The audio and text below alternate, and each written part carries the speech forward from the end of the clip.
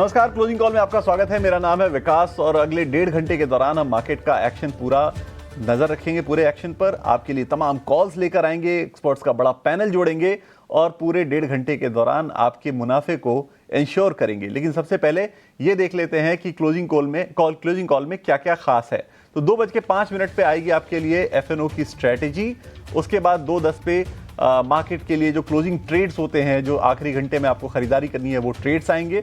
2:40 पर आपके लिए आएगा ऑप्शंस के चैंपियन और उसके बाद मार्केट एट 3 बजे। उसके बाद एसटीबीटी या बीटीएसटी कॉल्स आपको मिलनी शुरू हो जाएंगी 3:10 से। 3:20 पर हम आपके लिए लेकर आएंगे इवेंट्स टू वॉच, यानी वो इवेंट्स जो आपको कल के बाजार के लिए, जिन इवेंट्स पर आपको नजर रखनी है, कल के लिए जो अहम क्यूज होने वाले हैं, उन सारी चीजों की हम जानकारी आप तक लेकर आएंगे 3:20 पर। चलिए अब एक काम करते हैं, बाजार में आज की जो बड़ी बातें हैं वो भी एक नजर उन पर डालते हैं कि क्या बड़ी बातें इस वक्त बाजार में चल रही हैं। तो निफ्टी में सुस्त शुरुआत हुई थी, लेकिन फिलहाल आप देखेंगे तो 50 अंकों की तेजी है। 25,800 के आसपास जो है वो निफ्टी इस वक्त कारोबार कर रहा है। बैंक निफ्टी में 250 अंकों की तेजी देखने को मिल रही है। 60,300 के आसपास जो है वो इस वक्त बैंक निफ्टी कारोबार कर रहा है। आईटी अगर आप देखेंगे तो आज सुबह से ही बिकवाली हावी है आईटी के तमाम शेयरों में। ग्लोबल चिंताएं थी, जो अमेरिकी आईटी कंपनी में बिकवाली थी, वो आखिर फाइनली जो है वो कैरी फॉरवर्ड होकर यहाँ पे भी आ गई है और आईटी में तेज बिकवाली है। इन्फोसिस 7% कमजोर है। उसके अलावा आप तमाम देखिए शेयर, चाहे वो टीसीएस हो, विप्रो हो, एचसीएल टेक हो, सब में जो है वो कमजोरी देखने को मिल रही है। उसके बाद अच्छे नतीजों से शीला फोम जो है वो 16% भागा, आज 18% के आसपास का आई थिंक सबसे हाईएस्ट जो इसकी गेन थी आज की वो 18% की थी। अभी फिलहाल जो है वो 16% के आसपास ये शेयर ऊपर है। अच्छे नतीजे हैं, 3 गुना मुनाफा रहा है। 2 दिन में अवंती फीड्स 33% की शानदार तेजी दिखा चुका है। आज आपको ये 13%, इनफैक्ट अब तो और ये तेजी बढ़ गई है, कल 20% और आज 13%, तो आई गेस 35% के आसपास की ये तेजी जो है वो अवंती फीड्स में दिख रही है 2 दिनों के अंदर। ये तमाम जो श्रिम्प के शेयर हैं, अवंती फीड्स हो चाहे एपेक्स प्रोजन हो, दोनों में शानदार तेजी देखने को मिली। इसके अलावा अगर टेक्सटाइल की बात करें आप, तो टेक्सटाइल में भी शानदार तेजी आपको देखने को मिलेगी। आप गोकुलदास एक्सपोर्ट्स को अपनी स्क्रीन पर लेकर आइए एक बार। गोकुलदास एक्सपोर्ट्स में इस वक्त जो है वो 17-18% की तेजी आपको देखने को मिलेगी। कल जो है वो शेयर 20% के आसपास चढ़ा था, तो 2 दिनों में ही आपको करीब करीब 40% का रिटर्न यहाँ पे भी देखने को मिल गया है। तो ये ओवरऑल आज के बाजार की बड़ी बातें हैं। उसके बाद इस वक्त मार्केट में कैसा कारोबार चल रहा है वो थोड़ा एक नजर आप देखिए। 50 अंकों की तेजी सेंसेक्स में, 40 अंकों की तेजी निफ्टी में, इस वक्त 40-50 अंकों की तेजी चल रही है। सेक्टोरल भी अगर आप देखेंगे कौन से सेक्टर में इस वक्त जो है वो ठीक ठाक तेजी देखने को मिल रही है, कहाँ कमजोरी देखने को मिल रही है, निफ्टी आईटी आपको सबसे नीचे दिखेगा इसमें। उसके अलावा जो तेजी दिख रही है वो ऑयल एंड गैस, एनर्जी के शेयरों में आपको देखने को मिल रही है ठीक ठाक। मेटल चढ़ा है, ऑटो चढ़ा है।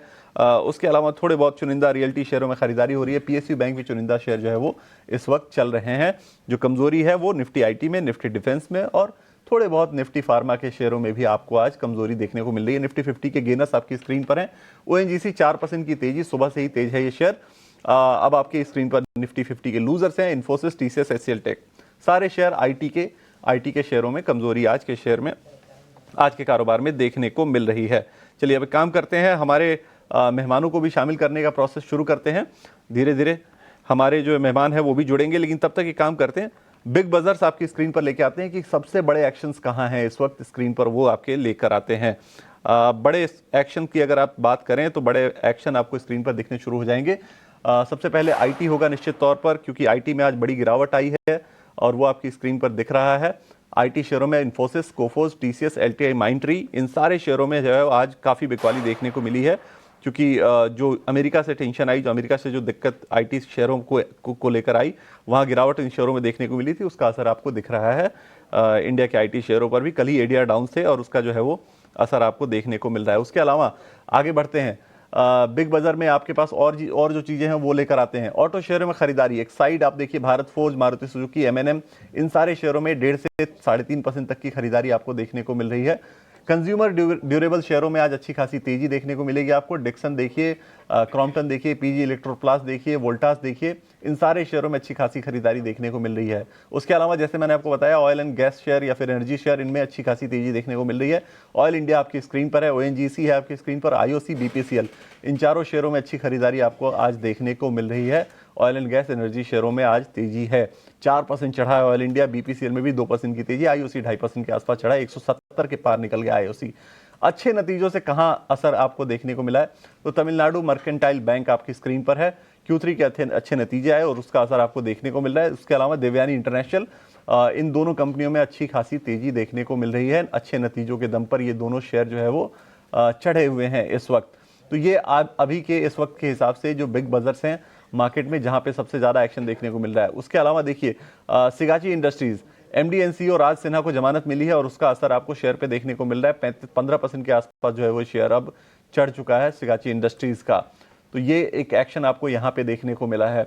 चलिए अब एक काम करते हैं, आगे बढ़ते हैं और मेरे साथ मेरी सहयोगी सृष्टि भी जुड़ गई है। सृष्टि, कहाँ नजर है आपकी इस वक्त के मार्केट में? देखिए मार्केट्स पे ही नज़र है क्योंकि मेजॉरिटी दिन विकास जो है मार्केट थोड़ा सा सुस्त ही रहा था। अब जाके जो है थोड़ी रिकवरी हमने पकड़ी है और ये बजट के पहले भी हमने कुछ दिनों ऐसा ट्रेंड देखा था जहां पर सेकेंड हाफ में एक अच्छी रिकवरी हमने आती हुई देखी थी। अब देखते हैं कि क्या आज थोड़ा सा और कैचअप रैली आती है या नहीं, क्योंकि अब जो अगला 1.5 घंटा होने वाला है वो बहुत इंटरेस्टिंग इसलिए भी होगा क्योंकि निफ्टी 50 की भी अर्निंग्स आएंगी। ट्रेंड के नतीजे जो है मार्केट के दौरान ही आते हैं, बेहद वॉलेटाइल हो जाता है स्टॉक। तो चलिए उसको भी ध्यान में रखेंगे और कल के नतीजों की तैयारी भी आपके लिए हम ज़रूर बताएंगे आपको क्या कुछ उम्मीदें हैं। पर अब चलिए वक्त हो चला है हमारे आज के खास मेहमानों को जोड़ने का। हमारे साथ अंशुल जैन और साथ ही साथ रूपक डे मौजूद हैं, दोनों का स्वागत करते हैं। और सबसे पहले रूपक, आपसे एक बार इंडेक्स पे नज़रिया जानना चाहेंगे। 25,700 के ऊपर हम कंफर्टेबली होल्ड कर रहे हैं, कहाँ तक देख रहे हैं आप इंडेक्स को जाते हुए? क्या अगले 1.5 घंटे के लिए कोई मूव एक्सपेक्ट करें या फिर अभी ऐसे ही कंसोलिडेट करेगा बाजार? मुझे लगता है कि निफ्टी में सेंटिमेंट तो पॉजिटिव रहना चाहिए क्योंकि प्रीवियस जो रेजिस्टेंस था 25,500 की, उसके ऊपर कंफर्टेबली ट्रेड करते हुए दिखाई दे रहे। कल भी था, आज भी था और आज भी है इनफैक्ट। तो जब तक उसके ऊपर रहेगा तब तक सेंटिमेंट पॉजिटिव रहेगा। बाय ऑन डिप स्ट्रैटेजी अपनाना चाहिए। प्रीवियस स्ट्रैटेजी हमारे थे सेल ऑन राइज, बट वो स्ट्रैटेजी कल से चेंज हो गया।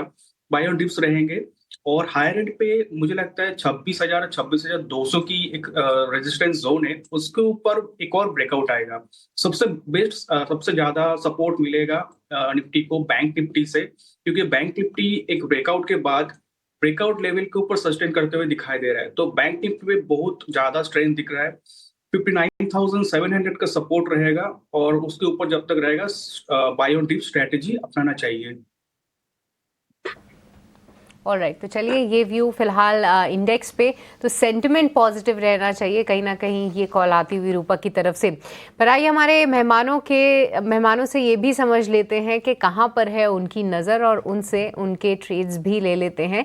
अंशुल, सबसे पहले क्यों ना आप ही बताइए कि कहाँ पर है आपकी नज़र, और आप ढेर सारे अपडेट्स भी देते हैं, तो क्या कुछ इस बीच कोई आपके टारगेट्स हिट हुए हैं या कोई मूवमेंट पकड़ा है आपने? देखिए, नजर तो नहीं हट रही है। अवंती फीड पे सुबह जो डिस्कस किया था कि 90 महीने का बेस ब्रेकआउट है, 1008 में बाई करना चाहिए, 1140 का हाई बना है। इंट्राडे या शॉर्ट टर्म ट्रेडर्स के लिए तो 140 रुपए बहुत बेहतरीन प्रॉफिट है। बट आई वुड सजेस्ट कि 2-3 महीना अगर रखते हैं तो जो 1400 का टारगेट डिस्कस किया था वो अभी भी इंटैक्ट है। तो इंट्राडे ट्रेडर्स बुक करके एक बार निकल सकते हैं, बाकी दोबारा जब बाई बनेगा तो देंगे। बट आज के लिए अभी 2 नए कॉल हैं। देखिए, 2 दिन से जो गैप अप आया था कल और आज मिला के, अब थोड़ा सा लार्ज कैप थक रहे हैं, मिड कैप स्मॉल कैप में एक्टिविटी आ रही है।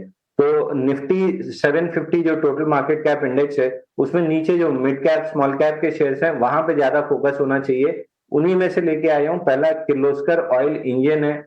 इस स्टॉक में मंथली चार्ट पे 3 टाइट मंथ का ब्रेकआउट है और वीकली चार्ट पे 63 वीक्स के कप एंड पैटर्न का रीटेस्ट होने के बाद फ्रेश अपमूव बन रही है। तो पैटर्न का पहले ब्रेकआउट आया, फिर रीटेस्ट हुआ और अब फ्रेश अपमूव बन रही है। तो इसको बाई करके चलना चाहिए किर्लोस्कर ऑयल इंजन को। 1155 और टारगेट रहेगा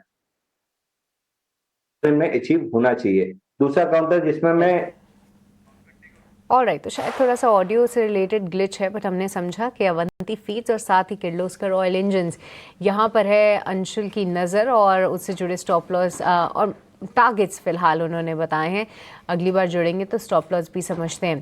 बट इस बीच हमारे साथ प्रदीप भी जुड़ चुके हैं, उनके पास भी चलते हैं। Pradeep, good afternoon. सबसे पहले तो आप अपनी कॉल्स ही दे दीजिए, कहाँ पर है आपकी नज़र और आपकी स्टॉक कॉल्स? जी, गुड आफ्टरनून। एक स्टैंडर्ड डिस्क्लेमर रहेगा, जितने भी स्टॉक्स को लेके मैं डिस्कशन करने वाला हूँ, कोई भी स्टॉक्स में मेरा या हमारे कंपनी का कुछ भी पोजीशन नहीं होता है, नो कॉन्फ्लिक्ट ऑफ इंटरेस्ट। और एक बार इन्वेस्टमेंट करने से पहले अपने पर्सनल फाइनेंशियल एडवाइजर से सलाह लेके ही कीजिए। देखिए, आज जो मैं कॉल लेके आया हूँ, पहला कॉल रहेगा गोदरेज प्रॉपर्टीज का। गोदरेज प्रॉपर्टीज मुझे लगता है कि एक अच्छा खासा करेक्शंस हो चुका है। इनफैक्ट जिस तरीके का पैटर्न है, मुझे लगता है कि ऐसे हाई पॉसिबिलिटीज है एक बाउंस बैक सस्टेन हो जाएगा। इनफैक्ट एक मॉर्निंग स्टार फॉर्मेशन हुआ है चार्ट में, और ऐसे मॉर्निंग स्टार पैटर्न फॉर्मेशन होने के बाद मुझे लगता है कि अभी 1713 एंड 1715 के आसपास का प्राइस चल रहा है। पहला टारगेट जो होगा 1740, सेकंड टारगेट रहेगा 1795 with strictly stop loss of 1654 में आपको मेंटेन करना है। ये व्यू 3 से 4 दिन का रहेगा। गोदरेज प्रॉपर्टीज करेंट जोन से हम बाई करके जा सकते हैं, ऑलरेडी ओवरसोल्ड है, यहाँ पे पुल बैक आना हाई पॉसिबिलिटीज बन रहा है। सेकंड जो कॉल लेके मैं आया हूँ, सेकंड कॉल रहेगा आज का सुप्रीम इंडस्ट्रीज लिमिटेड। अभी 3707 के आसपास का प्राइस चल रहा है। यहाँ पर भी अगर हम देखेंगे चार्ट में एक शार्प बाउंस बैक देखने को मिल रहा है नीचे से। एंड मुझे लगता है कि जिस तरीके से 20 मूविंग एवरेज एंड जो 9 मूविंग एवरेज एंड इनफैक्ट जो 5 मूविंग एवरेज के प्राइस के ऊपर सस्टेन हो रहा है, ये कैरी फॉरवर्ड होना चाहिए। पहला जो टारगेट होगा ऑलमोस्ट 3780 का, सेकंड टारगेट मुझे लगता है कि 3825 का होना चाहिए, एंड एक स्ट्रिक्टली स्टॉप लॉस ऑफ 3620 का मेंटेन करके जाइए। इसमें भी 3 से 4 दिन का व्यू रहेगा। बिल्कुल। तो पहला गोदरेज प्रॉपर्टीज आपकी स्क्रीन पर 1654 का आपको स्टॉप लॉस मेंटेन करना है। 1740 1795 का टारगेट आपको आ सकता है। 1714 पे ये शेयर इस वक्त चल रहा है। दूसरा आपके पास सुप्रीम इंडस्ट्री, स्टॉप लॉस आपको 3620 का मेंटेन करना है। 3780 का टारगेट आपको देखने को मिल सकता है। ये दो कॉल्स जो हैं वो प्रदीप हल्दर की तरफ से आपके लिए, आपकी ट्रेडिंग के लिए। चलिए काम करते हैं, रूपक से भी उनकी ट्रेडिंग कॉल ले लेते हैं। रूपक, कहाँ आपकी नजर है, किन शेयरों पर आप सजेशन लेकर आए हैं हमारे व्यूअर्स के लिए? जी, पहला कॉल रहेगा टेक महिंद्रा पे। तो मुझे लगता है एंथ्रोपिक एआई एक्सटेंशन का जो रिएक्शन आया मार्केट में, मुझे लगता है market is over reacting to that news. तो कॉन्ट्रा ट्रेड रहेगा टेक महिंद्रा पे, बाइक की सलाह रहेगी। टेक्निकल चार्ट पे भी स्ट्रॉन्ग मोमेंटम दिख रहा है, हालांकि आज का दिन सेलिंग प्रेशर है, बट ओवरऑल वीकली चार्ट देखें तो स्टॉक का सेंटिमेंट पॉजिटिव है। बाइक की सलाह रहेगी around current level, positional call रहेगी, और टारगेट रहेगा 1800 का, और स्टॉप लॉस रहेगा 1550 का। और डिस्क्लेमर के तौर पे बताना चाहूंगी, ये हमने अपने क्लाइंट को रिकमेंड किया। दूसरा कॉल रहेगा एप्टस। एप्टस ने एक रिकवरी थीम प्ले करने के लिए सजेशन रहेगा, क्योंकि कंटिन्यूअस एक फॉल देखा गया था रिसेंट टाइम इनफैक्ट कई महीनों से इसमें फॉल दिख रहा था। तो 28% काइंड ऑफ एक करेक्शन होने के बाद एक बार पहली बार एक स्ट्रॉन्ग रिकवरी का मोमेंटम दिखा रहा है। स्टॉक में बाइक की सलाह रहेगी around 287 for a target of 310, और नीचे एक स्टॉप लॉस मेंटेन करके चलना होगा 270 पे। डिस्क्लेमर के तौर पे बताना चाहूंगा, इसमें भी हमारे क्लाइंट को हमने रिकमेंडेशन दिया है। ऑलराइट, तो चलिए तमाम कॉल्स रूपक की तरफ से आती हुई। एप्टिस कई दिनों के बाद ये नाम सुनने में आया, क्योंकि हाल फिलहाल इतनी चर्चा भी नहीं हुई थी। यहाँ पर जो है 1.5% की तेज़ी ऑलरेडी है, और रूपक को फिलहाल अभी भी पसंद आ रहा है 310 के टारगेट्स के लिए। पर अंशुल, आप अपनी कॉल्स दे रहे थे, एक बार उसको कंप्लीट करेंगे। आई थिंक अवंती फीड्स पे आपका एक बाय कॉल था, उसके अलावा क्विकली एक बार अपनी कॉल्स रिविजिट कर लीजिए। जी, अवंती फीड में तो प्रॉफिट बुकिंग था इंट्राडे ट्रेडर्स के लिए। Fresh pine Kirloskar oil engine में था। 63 वीक्स का कपनैंडल पैटर्न ब्रेकआउट हुआ, 4 हफ्ते लगा के रीटेस्ट किया है, वापस से फ्रेश अपमूव आ रही है, तो इसको बाई करना चाहिए। 1205 में 1155 का स्टॉप लॉस रहेगा और 1275 का टारगेट रहेगा। दूसरा स्टॉक जिसमें मैं बहुत समय से ब्रेकआउट का वेट कर रहा था, लगभग 4 दिन से, रेन इंडस्ट्री। 4 दिन की इनसाइड बार पैटर्न से आज ब्रेकआउट आया है, तो रेन इंडस्ट्री को 170 के आसपास बाई करना है। 167 का स्टॉप लॉस रहेगा और 175 का इमीडिएट टारगेट रहेगा।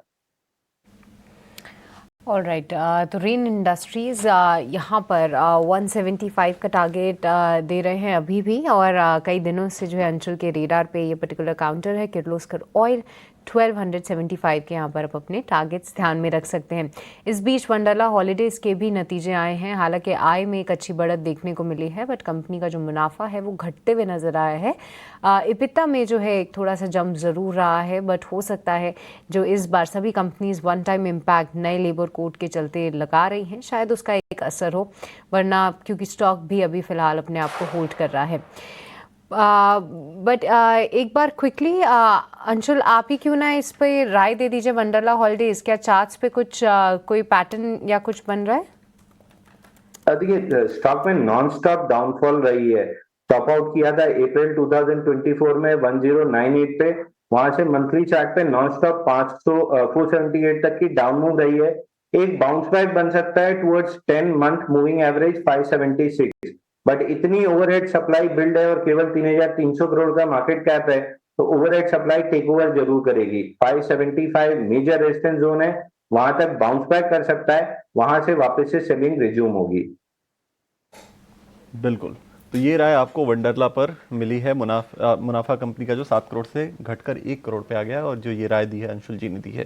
चलिए एक काम करते हैं, एक और कंपनी के नतीजे कल आने वाले हैं। टाटा मोटर्स पीवी आज जो है वो शेयर जो है वो बहुत सुस्त है, काफ़ी एकदम हल्की सी तेजी, सिर्फ हरे निशान में बस बना हुआ है, लेकिन पिछले एक हफ्ते में ठीक ठाक रिटर्न दिया, 9% के आसपास की तेजी देखने को मिली है। रूपक, आपके पास मैं आना चाहता हूँ ये शेयर लेके, क्या राय आपकी बनती है टाटा मोटर्स पीवी पे? कल नतीजे आने वाले हैं, उसके पहले क्या राय है? टाटा मोटर लोअर एंड से सपोर्ट लेके एक रिकवरी का मोमेंटम दिखा रहा है। अगर मंथली चार्ट मतलब लॉन्ग टर्म चार्ट देखे तो मंथली चार्ट पे प्रीवियस हाई के ऊपर सपोर्ट लेके एक रिकवरी का मोमेंटम दिखा रहा है, और सेंटीमेंट पॉजिटिव रहना चाहिए। और मुझे लगता है शॉर्ट टर्म में एक सिग्निफिकेंट अपमूव आ सकता है, और एक 394 से लेके 400 तक जाना चाहिए शॉर्ट टर्म में। नीचे एक स्टॉप लॉस मेंटेन करके चलना होगा 363 पे। 363 पे आपको स्टॉप लॉस एक मेंटेन करना है टाटा मोटर्स पीवी पर। ये राय आपको रूपक की तरफ से। प्रदीप, एक राय आपसे मैं प्राइवेट दिग्गज बैंकों पर लेना चाहता हूं। कल आईसीआईसीआई बैंक में बहुत अच्छी खासी तेजी थी, लेकिन आज आप देखिए axis bank, Kotak Mahindra bank, ये दोनों बैंक जो है वो निफ्टी के लूजर्स की कैटेगरी में है। आप 10 शेयर आज गिरे हुए हैं, निफ्टी के 50 में से 10 शेयर गिरे, उनमें ये भी शामिल हैं। क्या राय आपकी इन दोनों शेयरों पर बनती है प्रदीप? देखिए, थोड़ा चार्ट अभी भी मुझे वीकनेस लग रहा है एक्सिस बैंक पे। अभी 1344 के आसपास का प्राइस चल रहा है। अगर हम वीकली चार्ट देखेंगे, वीकली चार्ट में जिस तरीके का ऊपर से थोड़ा बहुत सेलिंग प्रेशर आया है, मुझे लगता है कि एक बार आपको 1315 1310 का लेवल दिखा सकता है। एंड कोटक महिंद्रा बैंक पे भी सेम है, 412 के आसपास का भी प्राइस चल रहा है। एंड मुझे लगता है कि एक बार वेट करना चाहिए। जिस तरीके का प्राइस है, एक बार मुझे लगता है कि करेंट जोन से 15 to 20 पॉइंट का एक डाउनफॉल मैं एक्सपेक्ट कर रहा हूँ, लेकिन ज्यादा बियरिश में नहीं हूँ। एंड मुझे लगता है कि नीचे स्टैगर मैनर पे बाई करने का ही सलाह रहेगा, ज्यादा नीचे नहीं आएंगे। ऑलराइट, तो चलिए यहाँ पर ये कुछ काउंटर्स पर नज़र ज़रूर रखनी है, बट अभी विकास जो है चर्चा भी कर रहे थे ऑटो काउंटर्स की। टाटा मोटर्स पीवी के अनुमान हम लेकर आएंगे कि क्या कुछ स्ट्रीट्स उम्मीद कर रहा है। आपने इसका अनुमान बनाया होगा ना? अनुमान बनाया था, बट मुझे लगा थोड़ी देर में लेकर आते हैं। हाँ, थोड़ी देर में उसको लेकर आते हैं हमारे दर्शकों के लिए, ताकि वो पूरी तरीके से समझ पाएं कि किस तरीके से नंबर्स आने वाले हैं। बट मारुति के को भी एक बार ध्यान में रख लेते हैं, क्योंकि मारुति सुजुकी एक इसमें इंटरेस्टिंग फैक्टर ये रहा है कि देखिए हाल फिलहाल नंबर्स आपको बहुत एक्साइटिंग नहीं लगे होंगे, पर कंपनी अब ये कह रही है कि डिमांड इतनी ज़्यादा है कि उनकी डीलरशिप में जो इन्वेंट्री है, इन्वेंट्री डेज के तौर पे बोले तो सिर्फ 3 दिन की इन्वेंट्रीज ही उनके पास पड़ी है। उनके लिए कैपेसिटी जो है पूरी कैपेसिटी पे वो अपने प्लांट्स चला रहे हैं। डिमांड इतनी स्ट्रांग है, वो फुलफिल नहीं कर पा रहे हैं। और ये भी बोला है कि कमोडिटी जिस तरीके से ऊपर जा रही है, उसके प्राइजेस अगर ज़रूरत पड़ी तो फिर से एक वो प्राइस हाइक ले लेंगे, क्योंकि हाल फिलहाल ये सभी कंपनीज के पास हेडरूम तो आ ही गया है जीएसटी कट के बाद। एक बार अंशुल आपसे ही राय लेना चाहेंगे। मारुति सुजुकी गिरावट का शिकार ये ज़रूर हुआ है, बट कैसे देख रहे हैं आप इसकी चार्ट फॉर्मेशन?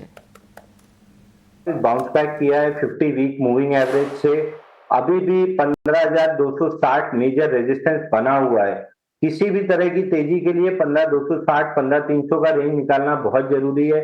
अगर ये रेंज निकलता है तो फिर बेयर ट्रैप हो जाएंगे और शॉर्ट कवरिंग स्टार्ट हो जाएगी 16,660 तक के लिए। तो जब तक 15,260 के नीचे है एक बार के लिए वेट एंड वॉच का अप्रोच रखना चाहिए। 15260 के ऊपर जैसे ही सस्टेन करना चालू करे, बेयर स्टैप होंगे, शॉर्ट कवरिंग में 16660 तक जाएगा, लॉन्ग कर लेना चाहिए। लेकिन 15260 निकलने का वेट कीजिए। थोड़ा सा महंगा खरीदेंगे तो अच्छा महंगा बिकेगा। आनंद को बोलिएगा ट्रेंड का। तो चलिए मारुति सुजुकी यहाँ पर ज़रूर नज़र रखेंगे। पर चलिए इसी के साथ फिलहाल वक्त तो चला एक छोटे से ब्रेक का, आप कहीं मत जाएगा। ब्रेक के उस पार हमारे तमाम एक्सपर्ट्स हमारे साथ बने हुए हैं और हम लगातार उनसे समझ रहे हैं उनकी ट्रेडिंग कॉल्स, और भी समझेंगे इस ब्रेक के बाद।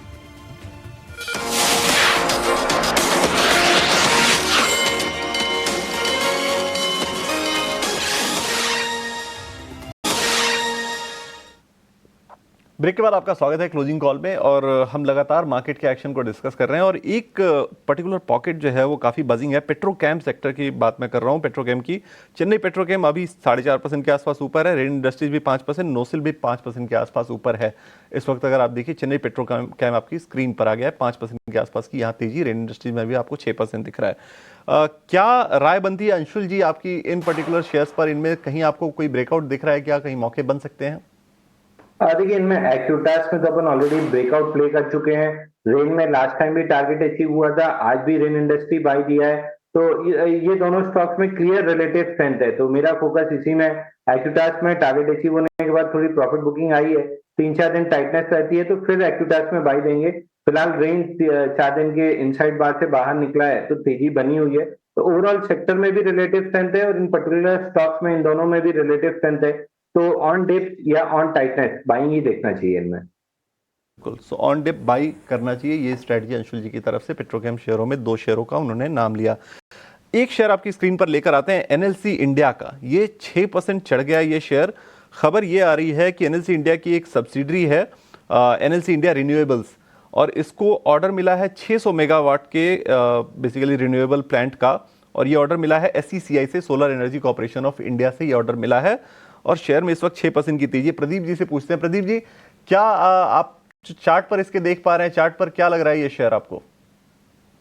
देखिए, एक बाउंस तो आया है लेकिन मल्टीपल रेसिस्टेंस है। प्रॉब्लम यही है कि मुझे लगता है कि बाउंस आपको कंटिन्यू होते हुए नजर आएंगे। मिनिमम आना चाहिए 278 टू 80 तक, लेकिन 288 टू 90 पे मल्टीपल टाइम रेसिस्टेंस है। अगर किसी के पास पोजीशन है तो आप बिल्कुल बने रहिए। 274 275 में एक बार प्रॉफिट बुक करने का सलाह रहेगा। लेकिन करंट सिचुएशन में एक बार बाई नहीं करना चाहिए, आपको अवॉइड ही करना चाहिए, क्योंकि अगर 270 इसके ऊपर सस्टेन नहीं होता है तो फिर से एक बार प्रॉफिट बुकिंग होते हुए नजर आएंगे। ऑल राइट, तो चलिए एनएलसी यहाँ पर रखते हैं नज़र। बट आज देखिए ढेर सारे आईटी काउंटर्स तो पिटते हुए नज़र आए हैं। हमने लगातार जो है इन तमाम मुद्दों पर चर्चा की है। बट इसी के साथ इन्फो एज यहाँ पर भी एक बार राय लेते हैं। हालांकि प्योर प्ले आईटी नहीं है, बट फिर भी जो है यहाँ पर स्टॉक में हमेशा आईटी सेक्टर के साथ एक गिरावट हावी हो जाती है। रूपक, क्या नज़रिया रख रहे हैं आप यहाँ पर? इन्फो एज क्या और कमजोरी हावी होगी?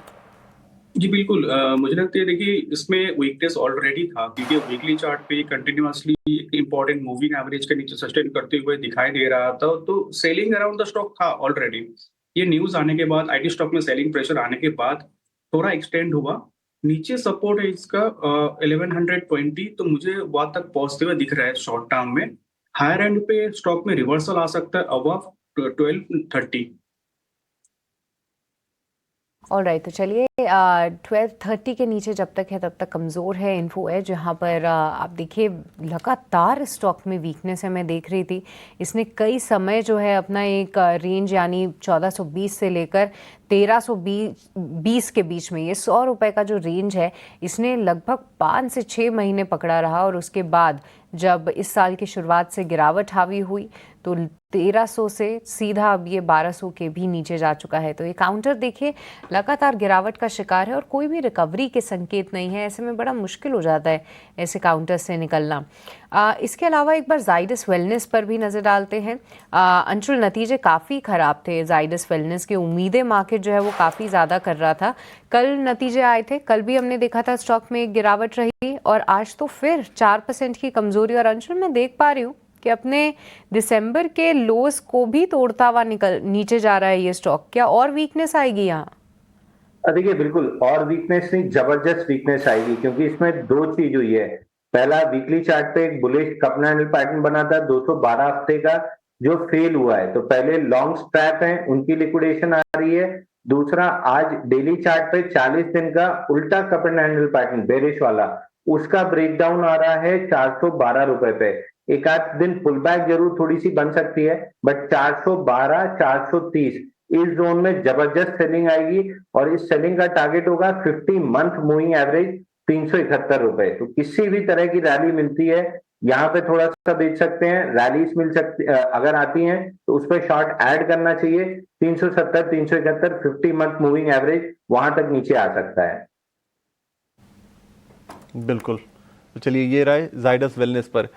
एक राय जरा दो नतीजों पर लेते हैं, जो हमने आपको शुरुआत में भी शो के बताया। दो नतीजों के हिसाब से शेयर चढ़े हैं। तमिलनाडु मर्केंटाइल बैंक का आपकी स्क्रीन पर लेकर आते हैं। 6% की तेजी थी, अब थोड़ी सी हल्की जो है वो ऊपरी स्तरों से जो है वो मुनाफा वसूली देखने को मिली। अभी भी 3-3.5% के आसपास ये शेयर ऊपर है। नतीजे आए स्ट्रॉन्ग Q3 नंबर्स की वजह से ये शेयर चढ़ा है। इस पर एक राय लेते हैं रूपक से। रूपक जी, क्या राय आपकी बनती है तमिलनाडु मर्केंटाइल बैंक पर? मैं आपसे पूछ रहा हूँ। चार्ट पैटर्न बहुत ही बढ़िया है। Higher top higher bottom formation daily chart पे दिख रहा है मुझे, और कंटिन्यूअसली इंपॉर्टेंट मूविंग एवरेज के ऊपर क्लोजिंग दे रहा है। तो मुझे लगता है सेंटिमेंट पॉजिटिव है, और आज का दिन वॉल्यूम भी सॉलिड सिग्निफिकेंट है, और पॉजिटिव क्रॉसओवर आरएसआई में है। तो मुझे लगता है शॉर्ट टर्म में 700 तक जा सकता है, और नीचे एक स्टॉप लॉस प्लेस करना होगा 598 पे। 598 पे स्टॉप लॉस प्ले करना है, आपको रखना है, प्लेस करना है, और 700 तक ये जा सकता है शेयर। अच्छा पैटर्न दिख रहा है, ये रूपक जी का मानना है। प्रदीप जी, आपसे मैं दूसरे शेयर पर राय लेता हूं, जो एक और नतीजे के हिसाब से ये देवयानी इंटरनेशनल। 6% के आसपास की तेजी इस शेयर में अभी देखने को मिल रही है। क्या नजरिया आपका बनता है? कंपनी के नतीजे स्ट्रांग रहे हैं, उसके हिसाब से ये तेजी आपको देखने को मिल रही है आज।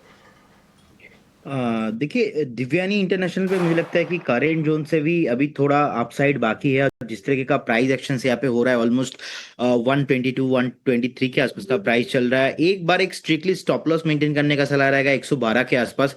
128 130 पर्टिकुलर ये जो जोन है, इस जोन के ऊपर सस्टेन करने पे एक बार आपको 138 40 तक मोमेंटम दिखा सकता है। लेकिन जब तक 128 129 का जोन ब्रेकआउट नहीं आता है, मुझे लगता है कि एक बार वेट करना चाहिए। ऑलराइट, तो चलिए थोड़ा सा वेट कर सकते हैं दिव्यानी इंटरनेशनल के लिए। बट आज एक नया ऑर्डर विन मिलता हुआ नजर आया है BHEL को। यहाँ पर 1200 से 1500 करोड़ के बीच में जो है कंपनी को नया ऑर्डर विन मिला है, और हम देख भी रहे हैं पिछले 3 दिनों से स्टॉक जो है वो ऊपर की ही चाल ले रहा है। बट एक बार अंशुल, आपकी ही राय, क्योंकि देखिए माफ कीजिएगा, फरवरी महीने में ही हमने एक शार्प सेल ऑफ देखा था। अब उसके पीछे की वजह ये थी कि गवर्नमेंट जो है कुछ चाइनीज कंपनीज के टेंडर्स जो है अलाउ कर सकती है, और फिर स्टॉक ने पीछे मुड़ के ही नहीं देखा। पूरा महीना जो है उसने गिरावट दिखाई जनवरी महीने में। अभी जो है थोड़ी सी रिकवरी ये जरूर दिखा रहा है। क्या व्यू रख रहे हैं यहाँ पे? देखिए, जबरदस्त नेगेटिव रिएक्शन था। 12 दिन में स्टॉक 21.38% करेक्ट हुआ था। उसका 50% रिट्रेसमेंट 272 पे आता है। थोड़ा सा और एक्सटेंड कर सकता है पुल बैक 284 तक, जहां पे एक फेयर वैल्यू गैप छूटा हुआ है। तो 284 तक बाउंस बैक जरूर कर सकता है, बट ये रैली यूज करना चाहिए सेलिंग के लिए। स्टॉक में वापस से जो फरवरी के लोज है 242, वो आराम से रिटेस्ट हो सकते हैं। सेलिंग जोन ऑलमोस्ट आ चुकी है, बट एक बार के लिए 284 तक लग रहा है कि एक्सटेंड करेगा, वहां पे माल बेचना चाहिए। ऑलराइट, तो चलिए BHEL थोड़ा सा और ऊपर जा सकता है, उसको ध्यान में आप ज़रूर रखिए, क्योंकि यहाँ पर भी 2% की तेज़ी आज के सत्र में आप देख सकते हैं। मार्केट ने एक बार ऊपर जाने की कोशिश ज़रूर की थी, 25,800 के भी ऊपर निकला था एक पल के लिए निफ्टी 50, और अभी भी उन लेवल्स के बेहद करीब। और निफ्टी बैंक भी थोड़ी सी स्ट्रेंथ दिखा रहा है। 300 अंकों की तेज़ी जो है फिलहाल आप निफ्टी बैंक में देखेंगे। एक बार देखते हैं कि बैंकिंग क्षेत्र से कौन से ऐसे काउंटर्स हैं जो कि सपोर्ट कर रहे हैं आज के सत्र में निफ्टी बैंक को। BOB, ICICI बैंक, बंधन बैंक, ये कुछ टॉप गेनर्स हैं।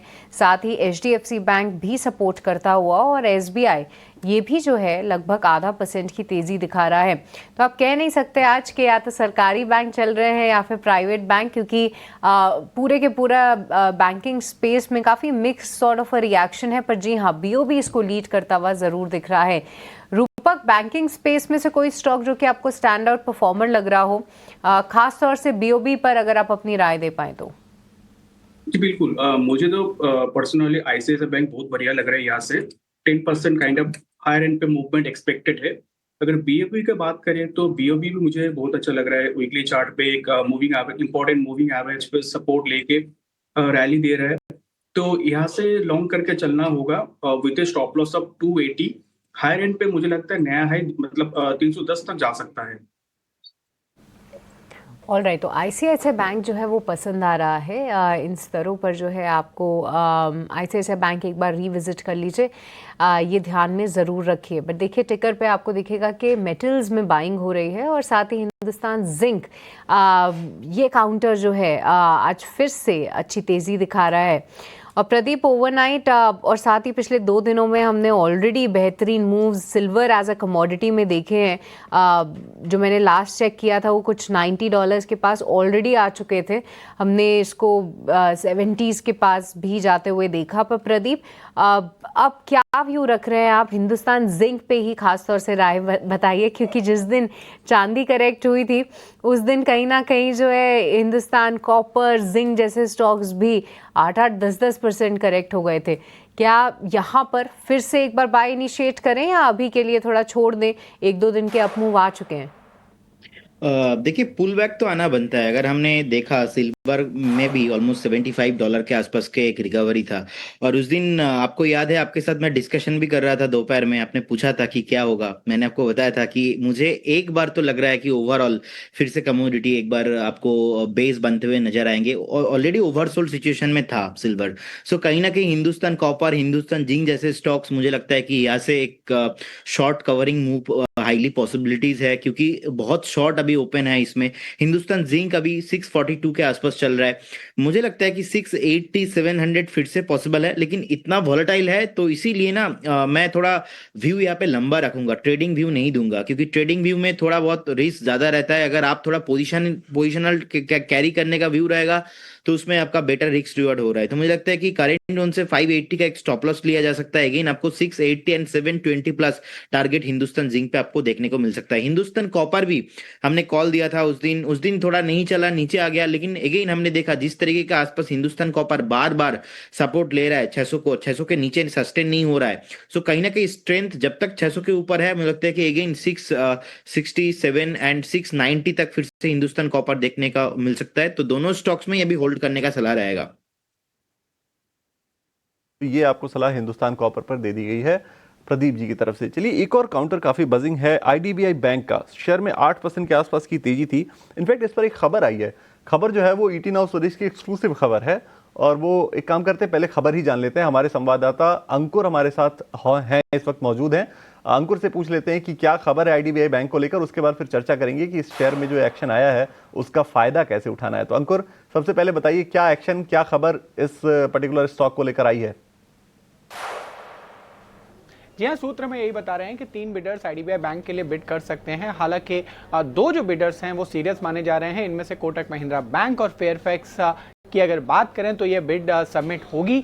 लेकिन अगर ओक ट्री कैपिटल की बात करें तो अभी भी वो कश्मकश में है। वो सोच रहे हैं कि बिड सबमिट करेंगे या नहीं, लेकिन वो बिड फाइनली भी फाइनेंशियल बिड सबमिट कर सकते हैं आईडीबीआई बैंक के लिए। अगर हम पूरी प्रक्रिया की बात करें तो इस हफ्ते फाइनेंशियल बिड्स का सबमिशन होना है और अगले हफ्ते ये फाइनेंशियल बिड्स खोली जाएंगी। तो ये जो रेस है अब एकदम फाइनल दौर में पहुंच गई है। हमने जब ये सवाल दीपम सेक्रेटरी से भी पूछा था तो हमें बताया था कि ये प्रक्रिया शुरू है। ये प्रक्रिया पिछले 2 साल से करीब करीब काफी सीरियसली चल रही है आईडीबीआई बैंक में विनिवेश की, लेकिन अब ये फाइनल स्टेज पे पहुंच गई है। सूत्र हमें यही बता रहे हैं कि एमिरेट्स एनबीडी अब बहुत कम चांसेस हैं कि वो बिड को सबमिट करें, क्योंकि उन्होंने ऑलरेडी एक बैंक के साथ डील कर चुकी है। लेकिन 3 बिडर्स अभी भी रेस में बने हुए हैं और उसमें कोटक महिंद्रा बैंक और फेयरफैक्स की जो चांसेस हैं या फिर बोले कि दौड़ में सबसे आगे अभी तक चल रहे हैं। हालांकि ये पूरी प्रक्रिया पे निर्भर करेगा कि फाइनली आईडीबीआई बैंक का जो विजेता है, जो रेजोल्यूशन जो पूरा बैंक को एक्वायर करेगा, अधिग्रहण करेगा, वो हमें लगभग 1 महीने में पता चलने की संभावना है। चलिए, तो ये आईडीबीआई बैंक को लेकर खबर है। एक काम करते हैं, एक राय भी ले लेते हैं, अंशुल जी से पूछते हैं। अंशुल जी, आईडीबीआई बैंक चार्ट पर आपको कैसा लग रहा है? ईटी नाउ की एक्सक्लूसिव खबर के बाद आपको थोड़ा एक क्यू इसका फंडामेंटली भी मिल गया, और चार्ट बताइए, आप चार्ट के हिसाब से क्या लग रहा है? सर, इस पे 1 मिनट का समय लेके पहले एक कॉन्टेक्स्ट क्लियर कर देता हूँ। 400 हफ्ते का बेस ब्रेकआउट आया था एलटी फाइनेंस पे, नॉन स्टॉप 170 रुपए से 350 रुपए तक दौड़ा था। आईडीबीआई बैंक में उससे ऑलमोस्ट दुगना 722 हफ्ते का वीसीपी बना हुआ है, जिसका ब्रेकआउट 105 रुपए पे आया है। तो अगर 400 हफ्ते का बेस ब्रेकआउट स्टॉक में 70-80% से ऊपर की अपसाइड दे सकता है, तो 700 हफ्ते वाले में कम से कम 50% की अपसाइड तो पकड़ के चलना चाहिए।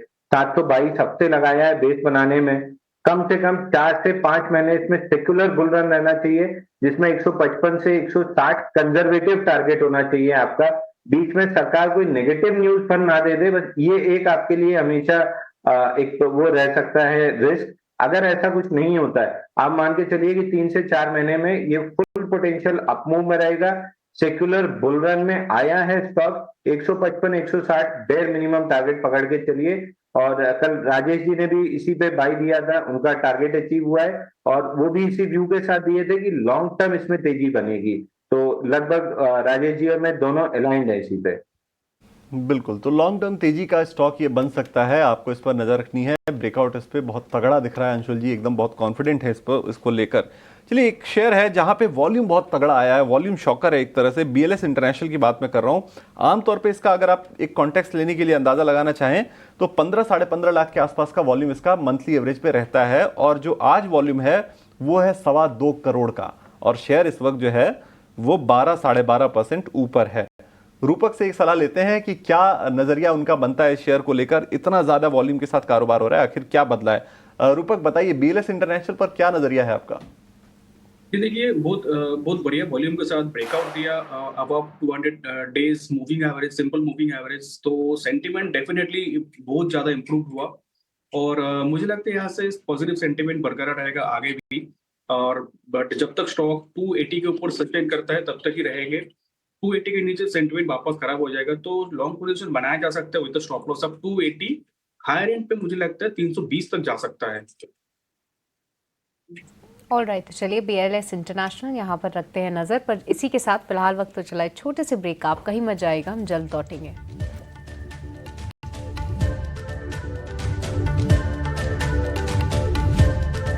आपका स्वागत है क्लोजिंग कॉल्स में। हमारे तमाम एक्सपर्ट्स हमारे साथ मौजूद हैं, और देखिए किस तरीके से मार्केट्स भी सपोर्ट करते हुए दिख रहे हैं। हालांकि आज बहुत अच्छे मूव्स तो नहीं बोलेंगे, पर जी हाँ, 25,800 के ऊपर निकला है निफ्टी, और उम्मीद भी यही कर रहे हैं कि यहाँ पर क्लोजिंग भी ऐसी अच्छी ही मानी जाएगी। और साथ ही सेंसेक्स में भी तेजी है, निफ्टी बैंक 300 अंकों का उछाल दिखा रहा है। हमारे तमाम एक्सपर्ट्स हमारे साथ मौजूद हैं, और इसी कड़ी में स्वागत करते हैं आस्था जैन का भी। आस्था, गुड आफ्टरनून। मार्केट्स में अच्छी तेजी बरकरार है। सबसे पहले आप ही बताइए कि आपकी नज़र कहाँ पर है, कोई स्टॉक्स, कोई सेक्टर जो कि फिलहाल आपको पसंद आ रहा हो?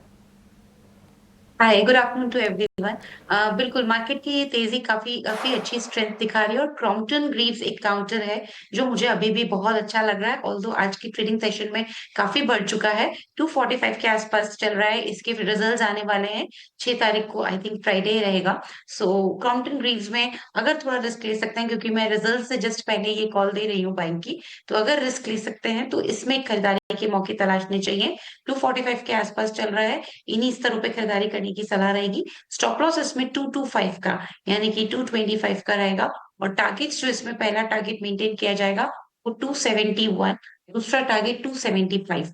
तो क्रॉम्पटन ग्रीव्स में खरीदारी करने की सलाह है। और राइट, तो चलिए क्रॉम्पटन ग्रीव्स यहाँ पर आप खरीदारी करके चल सकते हैं। इस काउंटर को ध्यान में रखिए, नतीजों से पहले एक ये कॉल आती हुई दिख रही है, तो थोड़ा सा उस लिहाज से भी अपनी बेट और अपनी पोजीशंस को एडजस्ट करिएगा, और साथ ही साथ स्टॉप लॉस का ध्यान भी आप ज़रूर रखिएगा। बट मार्केट्स को अगर हम देखें तो जी हाँ, आज बैंकिंग काउंटर्स में कई सारे काउंटर्स धीरे धीरे करके ही अच्छी तेज़ी दिखा रहे हैं। अब बंधन बैंक में देखिए लगभग 1.5% की तेज़ी हो गई है।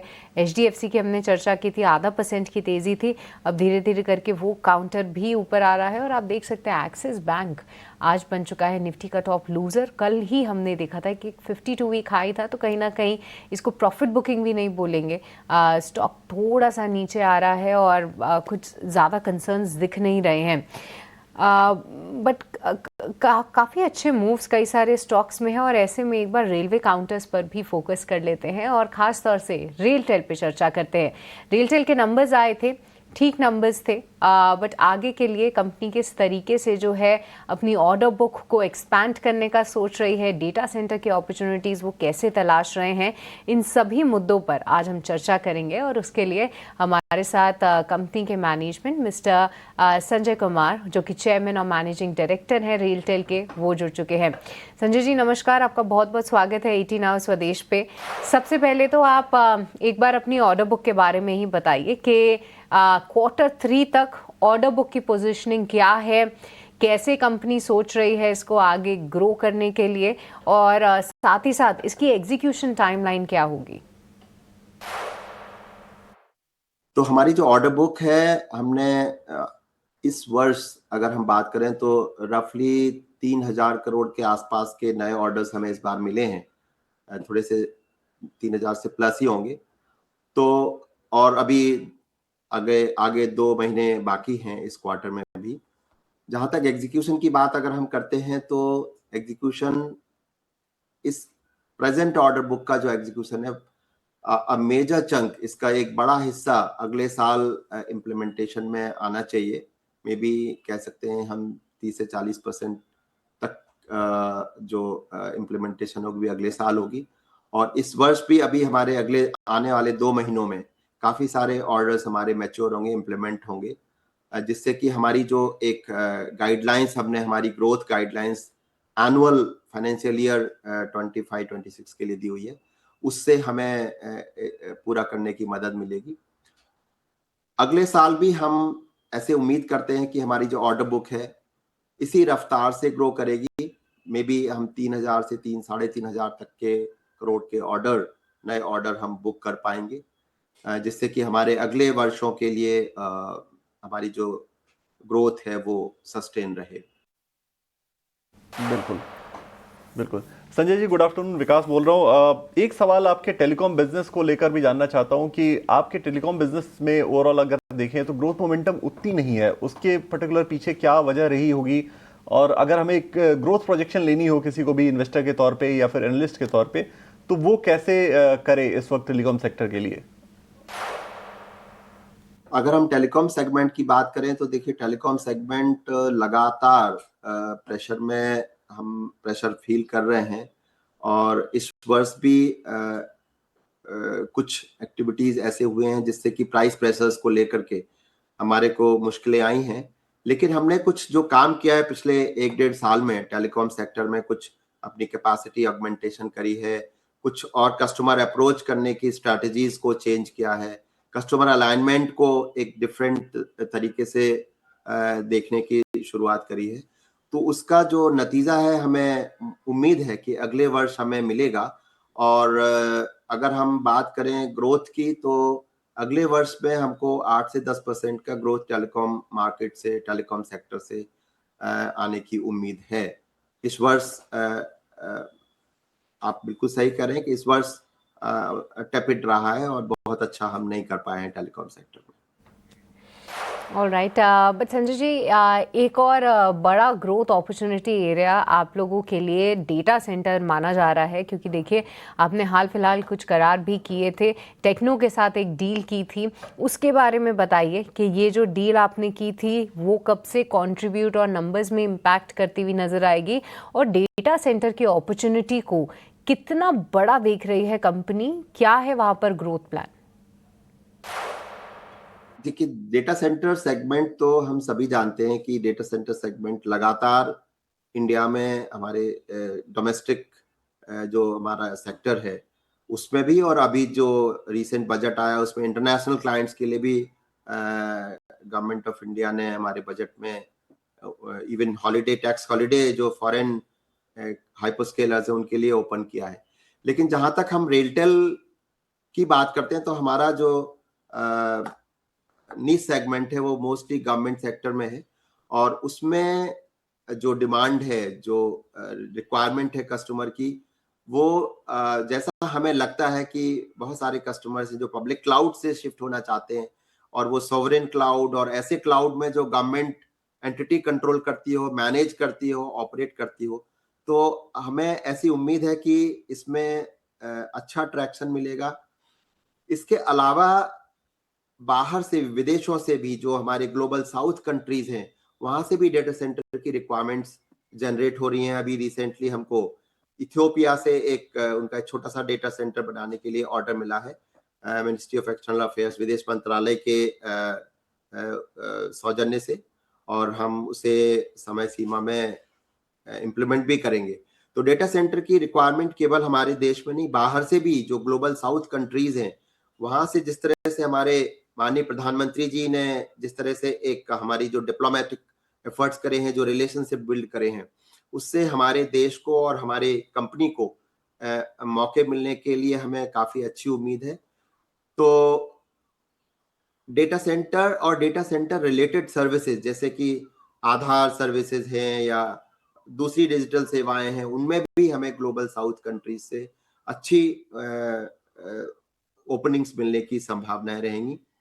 हमारे जो टेक्नो डिजिटल के साथ एक पार्टनरशिप है, वो अपनी गति से अभी ठीक चल रही है। नोएडा डेटा सेंटर जो हमारा है वो अंडर कंस्ट्रक्शन है, और हम उम्मीद करते हैं कि अगले फाइनेंशियल ईयर के अंत तक वो ऑपरेशनल हो जाएगा। उसकी जो 5 मेगावाट कैपेसिटी है वो हम लोग शुरू कर पाएंगे, और तब तक हमारा जो कस्टमर्स का जो भी रिक्वायरमेंट है, हमारे जो दूसरे पार्टनर्स हैं, चाहे वो अनंत राज हैं या TCS हैं, इवन दूसरे और भी लोगों के साथ हमारी बातें चल रही हैं, उनके साथ जो हम पार्टनरशिप में उनकी रिक्वायरमेंट्स को पूरा करेंगे। तो अगले वर्ष हमें उम्मीद है कि डेटा सेंटर से हमें बिजनेस में अच्छी ग्रोथ मिलनी चाहिए। बिल्कुल। संजय जी, आपके गाइडेंस के बारे में समझना चाहते हैं मार्जिन को लेकर कि FY26 के लिए क्या गाइडेंस आपने मार्जिन को लेकर रखे हैं, और आपने टॉप लाइन का जो मार्जिन रखा था, वो आपने टॉप लाइन का जो गाइडेंस आपने रखा था वो 20% की ग्रोथ का रखा था, तो उस पर हम कितने ट्रैक पर हैं, थोड़ा इसके बारे में बताइए। इस वर्ष तो हमें अच्छी उम्मीद है कि हम लोग 20% का जो हमारा ग्रोथ गाइडलाइंस था वो हम मेंटेन कर पाएंगे। लेकिन नेचुरली जब आपका बेस नंबर्स बढ़ता है तो उस नंबर को आपको अचीव करने के लिए और बड़े एब्सोल्यूट नंबर्स की जरूरत होती है। बट हमारी कोशिश होगी कि अगले वर्ष भी हम 20% की ग्रोथ गाइडलाइंस को मेंटेन करें। और अगर हम मार्जिन की बात करते हैं तो एबिट मार्जिन का गाइडलाइंस मैं कहूँगा, चूंकि प्रोजेक्ट का जो कॉम्पोजिशन कंट्रीब्यूशन है वो अच्छा खासा रहने वाला है, टेलीकॉम का उतना नहीं रहेगा, तो हम उम्मीद करते हैं कि 10 से 11% के रेंज में हमारी ग्रोथ जो एबिट मार्जिन गाइडलाइंस होगी अगले वित्तीय वर्ष के लिए या इस वर्ष के क्लोजर के लिए भी मेरे ख्याल से हम कंफर्टेबल होंगे। बिल्कुल। संजय जी, बहुत शुक्रिया आज ET Now सवेरे से बात करने के लिए और अपने रिजल्ट्स पर पूरी डिटेल देने के लिए, आगे की ग्रोथ और आउटलुक को भी समझाने के लिए बहुत शुक्रिया।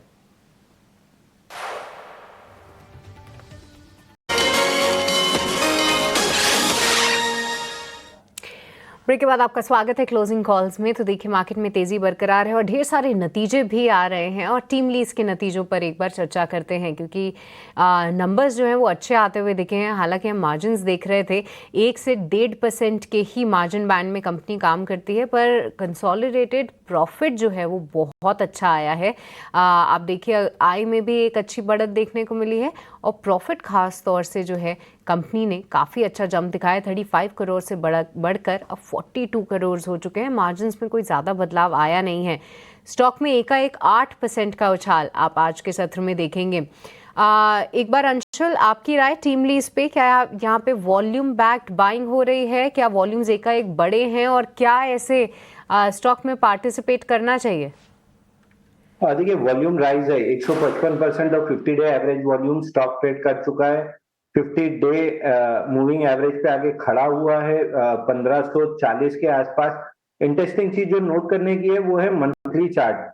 पिछले 21 महीने में 63% स्टॉक ऊपर से करेक्ट हुआ है, और उसके बाद ठीक ठाक रिएक्शन मार्केट दे रहा है इन रिजल्ट्स को, तो ये बाउंस बैक एक्सटेंड करना चाहिए। प्रीवियस स्विंग लो था 1780 रुपए के आसपास, वहां तक ये बाउंस बैक एक्सटेंड कर सकता है। अगर ले रहे हैं तो बहुत छोटी क्वांटिटी लीजिएगा, या फिर चाहे तो अवॉइड भी कर सकते हैं, क्योंकि ये केवल डेड कैट बाउंस है।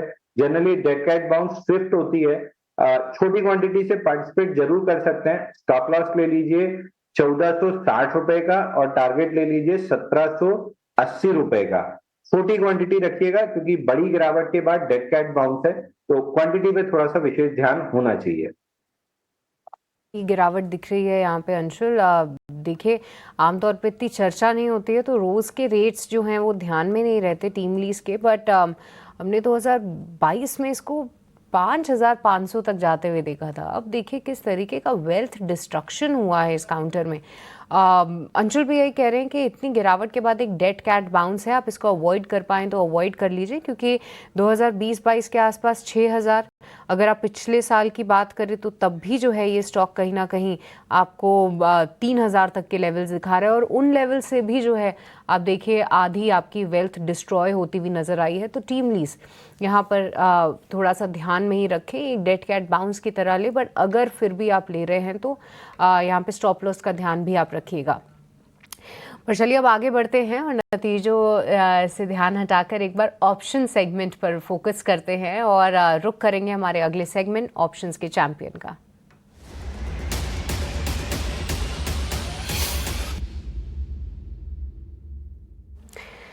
तो चलिए आज ऑप्शंस के चैंपियन की रणनीति बताने के लिए हमारे साथ रेलिगे ब्रोकिंग के अजीत मिश्रा जुड़ चुके हैं। Ajit, good afternoon. बताइए क्या होनी चाहिए रणनीति ऑप्शन सेगमेंट में? Good afternoon. तो देखिए जिस तरीके से मार्केट में काफी उथल पुथल के बाद थोड़ी सी स्टेबिलिटी आती हुई नजर आ रही है, और जो कि कुछ नाम जो कि काफी कंसिस्टेंट रहे हैं पास में भी from the large cap space, Bharti Airtel उनमें से एक नाम जो कि अपने मेजर एवरेजेस को रीटेस्ट करने के बाद एक स्ट्रॉन्ग रिकवरी दिखा रहा है। इंडिकेशन ये है कि रिकवरी आने वाले दिनों में और स्ट्रेंथन हो सकती है, तो इसको आप प्ले कर सकते हैं थ्रू कॉल ऑप्शन। तो इसमें जो 2100 वाली कॉल है जो करीब 1600 के पास ट्रेड कर रही है, इसको बाय करने की रिकमेंडेशन होगी 7 के स्टॉप लॉस के साथ 36 तक के टारगेट्स के लिए। इस पोजीशन में आपको मैक्सिमम नुकसान करीब 42 से 75 रुपए का हो सकता है, जहाँ पे कि प्रॉफिट पोटेंशियल करीब 9500 का है। चलिए भारती एयरटेल यहाँ पर आप कॉल ऑप्शन के जरिए ट्रेड ले सकते हैं। 2100 की कॉल ऑप्शन 16 में खरीदें। 36 का जो है अगर ये कॉल ऑप्शन है तो मेरे हिसाब से 36 रुपीज़ का लक्ष्य होना चाहिए। अजीत, क्या आप हमारे साथ हैं? बिल्कुल बिल्कुल। ओके, आई थिंक 36 का आपका लक्ष्य है और 7 रुपए का स्टॉप लॉस। बिल्कुल बिल्कुल सही। ओके, तो चलिए 36 का यहाँ पे आपको लक्ष्य बनाना है, 7 रुपए का स्टॉप लॉस। बहुत बहुत शुक्रिया अजीत आज ये कॉल देने के लिए। भारती एयरटेल एक दिग्गज ऑलरेडी एक अच्छे मूव दिखा रहा है और यहाँ पर और भी भरोसा अभी कायम है। ऑप्शन के जरिए आप इसमें ट्रेड ले सकते हैं। बट अजीत आपका थैंक्स तो करेंगे ही, पर हमारे दर्शकों को हम ये भी बता दें कि ऑप्शन सेगमेंट बेहद रिस्की होता है। 10 में से 9 लोगों को यहाँ पर नुकसान होता है। औसतन ये नुकसान 1 लाख रुपए का होता है, तो उसको ध्यान में ही रखकर आप ट्रेड ले अगर आप ले रहे हैं तो, और ख़ास तौर से अपने स्टॉप लॉस का ध्यान भी रखें।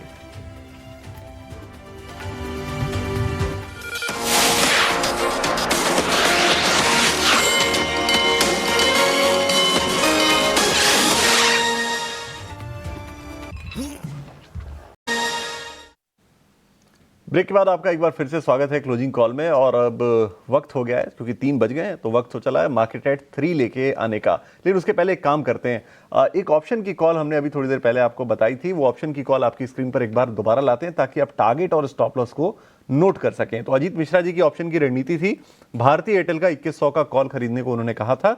16 रुपए पे ये खरीदना है आपको, और जो टारगेट आपको रखना है वो 36 रुपए का, स्टॉप लॉस आपको रखना है 7 रुपए का। अधिकतम मुनाफा 9500 का हो सकता है, अधिकतम नुकसान आपको 4275 रुपए का हो सकता है।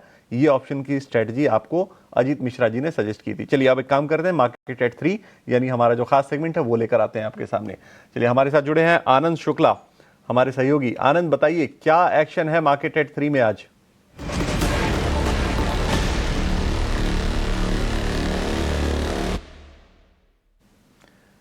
आनंद, क्या एक्शन है आज मार्केट एट 3 में? 3 बजे कहां एक्शन आप खोज कर लेकर आए हैं?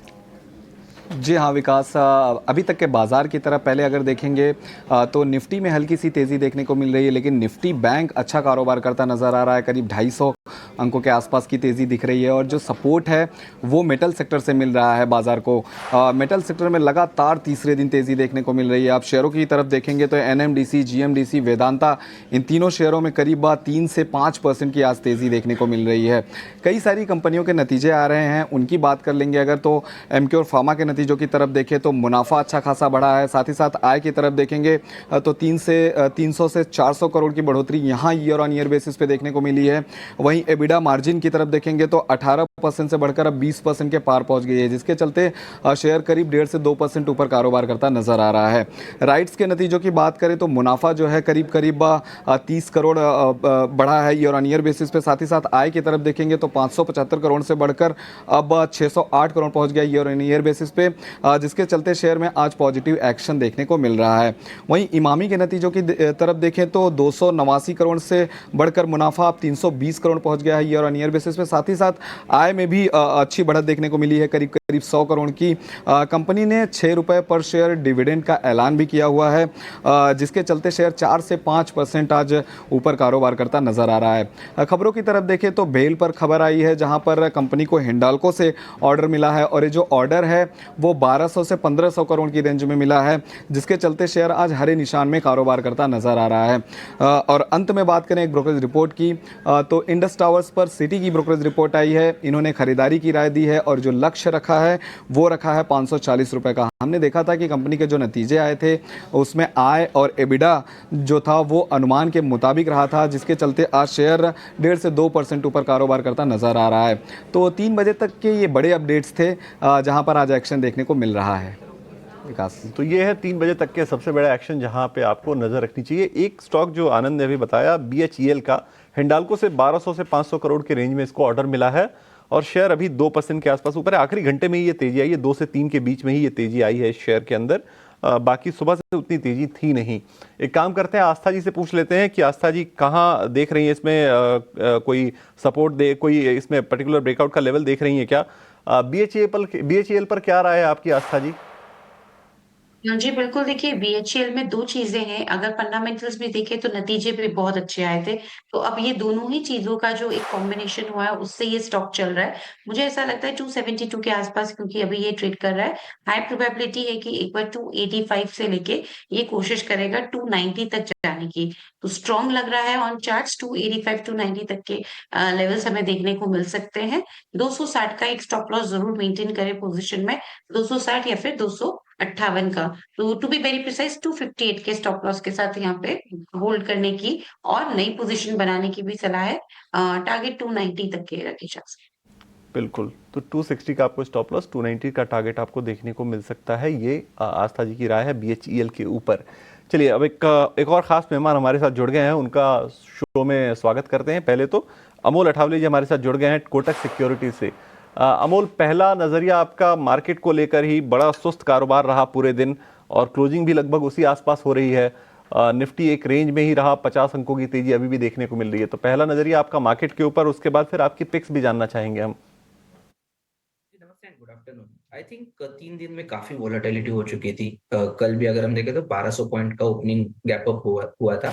अब वो कहीं ना कहीं सेटल डाउन होता हुआ देखने को मिल रहा है। वोलेटिलिटी श्रिंक हो रही है, ये एक वे में अच्छी बात है कि कंसोलिडेट हो रहा है, which is natural.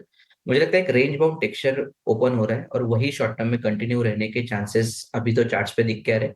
सैक्रोसैंट support level रहेगा 25,500 का पोजिशनल पॉइंट ऑफ व्यू से भी।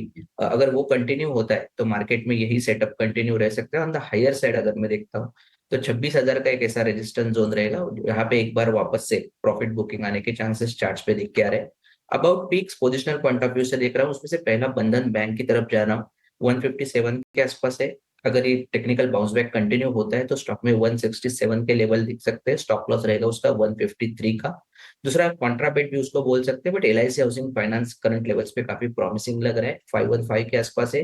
रिवर्सल फॉर्मेशन काफी प्रॉमिसिंग है, तो अगर ये कंटिन्यू होता है तो 540 550 तक टेक्निकली ये जाने के चांसेस चार्ट्स पे दिख के आ रहे हैं। स्टॉप लॉस रहेगा उसका 500 रुपीज का। ओके, ठीक है। तो ये राय अमोल अठावले जी की तरफ से। इस बीच अंशुल जी हमारे जो है वो कुछ कह रहे हैं, उनके पास कुछ ना कुछ तो ब्रेकआउट जरूर आया है, कोई ना कोई कॉल आई है। अंशुल जी, क्या आया है आपकी स्क्रीन पर कुछ नया? सर अपडेट देना चाहूंगा, अभी क्लोजिंग शो की शुरुआत में किर्लोस्कर ऑयल इंजन बाई दिया था 1200 रुपए में, 1249 का हाई बना है, तो 49 रुपीज फटाफट में मिल रहे हैं लगभग 1 घंटे के अंदर, तो इसको बुक कर लेना चाहिए। क्लोज होते होते कुछ ना कुछ बीटीएसटी में नया खोज लाएंगे। बिल्कुल। सो किर्लोस्कर पर ये अंशुल जी ने अपडेट दे दिया। चलिए अब एक काम करते हैं, टाटा मोटर्स पीवी के नतीजे कल आने वाले हैं, थोड़ा एक करते हैं अंदाज़ा अनुमान का कि अनुमान कैसे हैं, कैसे नतीजे आने वाले हैं। और अनुमान बताने के लिए हमें अभी कहीं बाहर नहीं जाना है, क्योंकि स्टूडियो में ही मेरे साथ सृष्टि हैं और सृष्टि ऑटो को बहुत अच्छे से ट्रैक करती है, पूरे ऑटो सेगमेंट को बहुत अच्छे से ट्रैक करती हैं। तो सृष्टि, क्या अनुमान है आपका टाटा मोटर्स पीवी को लेकर? कैसे नतीजे, बम्पर नतीजे हैं क्या? नहीं, बम्पर नतीजे तो नहीं बोलेंगे, क्योंकि देखिए विकास, जिस तरीके की दिक्कतें टाटा मोटर्स की हैं, चाहे वो साइबर अटैक हो या फिर वॉल्यूम्स में इम्पैक्ट हो, उससे हम सब वाकिफ हैं। तो जब तक कंपनी इस चीज़ से बाहर नहीं निकल जाती तब तक ये कहना तो मुश्किल है। बट इस बार उम्मीद ज़रूर है लिहाज से पॉजिटिव आएगी, क्योंकि उन्होंने पहले ही बोल दिया था कि चौथी तिमाही से जो बिजनेस है वो नॉर्मल हो जाना चाहिए वॉल्यूम्स के फ्रंट पे, और अगर एक बार वो हो गया तो कहीं ना कहीं पूरी चीज़ें जो हैं वो पटरी पे लौटती हुई दिखेंगी। इंडिया बिजनेस तो ऐसे ही अच्छा कर रहा है, 22% की वहाँ पर वॉल्यूम ग्रोथ दर्ज हुई है, मार्जिन में सुधार हम लगातार देख रहे हैं, कंपनी जो नए लॉन्चेस कर रही है वो भी अच्छे कर रही हैं, और अभी लेटेस्ट सेल्स आंकड़ों में भी कंपनी ने बोला कि सियरा को इतना अच्छा रिस्पॉन्स मिला है कि उन्होंने अपनी प्रोडक्शन कैपेसिटी बढ़ा दी है। अब जेएलआर की दिक्कतें देखें तो वो अगर रुक जाएं तो कुछ ना कुछ अच्छा हो सकता है टाटा मोटर्स पैसेंजर व्हीकल के लिए। जेएलआर से इस बार फिर से इबिटा लॉस करने की उम्मीद हम जता रहे हैं। साथ ही साथ गाइडेंस जो है इन्होंने पिछले क्वार्टर ही कट कर दी थी, 0 to 2% कर दी थी जेएलआर की इबिट गाइडेंस। अब देखते हैं वहाँ पे कुछ सरप्राइज आता है या नहीं, कि Q3 में थोड़ी अगर स्टेबिलिटी दिखी कंपनी को तो Q4 में अगर वो पॉजिटिव आउटलुक दे दें तब तो कोई बात बनेगी। साथ ही अगर कंसोलिडेटेड फ्रंट पे देखें तो यहाँ पर कुछ बड़े बदलाव नहीं होंगे आय के फ्रंट पे। 70,363 करोड़ हम उम्मीद कर रहे हैं। इबिटा हालांकि कंसोलिडेटेड फ्रंट पे पॉजिटिव रह सकता है 604 करोड़ पे, और मार्जिन्स जो हैं वो मात्र 1% पे ही रह सकते हैं, क्योंकि आप समझ सकते हैं कि जेएलआर कितना बड़ा कंट्रीब्यूटर है टाटा मोटर्स के लिए। और आखिरी में मुनाफे का फिगर नहीं बल्कि लॉस का फिगर आप उम्मीद करिए, 3,277 करोड़ कंपनी लॉस घोषित कर सकती है। अब इसमें जेएलआर का इम्पैक्ट है ही, बट आप तैयार रहिएगा, इंडिया बिजनेस में न्यू लेबर कोड जो नॉर्म्स हैं उसका भी असर देखने को मिले, क्योंकि मैन्युफैक्चरिंग कंपनी है, लेबर ज़्यादा रहती है, उसके लिए उनको एडजस्टमेंट्स तो करनी ही पड़ेंगी। तो टाटा मोटर्स उम्मीदें तो अच्छी नहीं है विकास इस बार, बट जी हाँ, कमेंट्री सबसे इम्पॉर्टेंट रहेगी कंपनी के लिए। बिल्कुल, तो उम्मीदें बहुत अच्छी नहीं हैं, लेकिन कमेंट्री पर आपको नज़र रखनी है और इस हिसाब से आपको इस नतीजे को ट्रैक करना है। चलिए एक राय ले लेते हैं, प्रदीप जी से राय लेते हैं। प्रदीप जी से काफ़ी देर से बात नहीं हुई है। प्रदीप जी, क्या नज़रिया आपका टाटा मोटर्स पीवी के ऊपर बनता है? बहुत अच्छे नतीजे की उम्मीद नहीं है, सृष्टि बता रही है ये। जी देखिए, अगर हम चार्ट में देखेंगे 325 330 के आसपास मल्टीपल टाइम सपोर्ट लिया है, सपोर्ट लेने के बाद अभी 370 के ऊपर होल्ड कर रहा है। मुझे लगता है कि एक बार स्टॉक अगर रिजल्ट एक्सपेक्टेशन के आसपास नहीं आता है तो थोड़ा एक बार डीप भी देखने को मिल सकता है 350 355 के आसपास। लेकिन अगर हम टॉप से देखेंगे, अच्छा खासा करेक्शंस पहले ही आ चुका है, सो ऑलरेडी करेक्टेड स्टॉक ही है। मुझे लगता है कि अगर आपके पास पोर्टफोलियो में है for the next 6 to 8 months, आप बने रहिए, बिल्कुल आपको 430 440 तक आपको देखने को मिल सकता है। लेकिन अभी इमीडिएटली बाय करने का सलाह नहीं रहेगा, एक बार वेट कीजिए। 355 350 के आसपास आता है तो उसमें रिस्क रिवॉर्ड रेशियो बहुत ही फेवरेबल होगा। अगेन मेरा स्टॉप लॉस 325 के आसपास होगा और मैं लॉन्ग करना पसंद करूंगा। ऑलराइट, 325 के आसपास का स्टॉप लॉस है, लॉन्ग करना पसंद करेंगे, पर जी हाँ, अभी जो है रिस्क रिवॉर्ड फेवरेबल नहीं है, थोड़ा सा वेट करें और उसके बाद यहाँ पर खरीदारी करें। और जी हाँ, टाटा मोटर्स कहाँ इसने 500 के लेवल्स भी दिखाए थे और अब 350 के आसपास इसने बहुत समय बिता दिया है, बजाय इसके कि इंडिया बिजनेस में अच्छी ग्रोथ है। जेएलआर फिर से ट्रैक पे लौटता हुआ दिख रहा है, बट ठीक है, नतीजों का वेट करते हैं। पर इटर्नल इस बीच जो है वो बन चुका है निफ्टी का टॉप गेनर, और यहाँ पर एक स्टोरी ये भी है कि FIIs जिस तरीके से रिटर्न करेंगे, अगर करेंगे तो यहाँ पर वो ऐसी कंपनीज जहाँ पर उनका इंटरेस्ट ज़्यादा है उनको ज़्यादा सपोर्ट मिलेगा।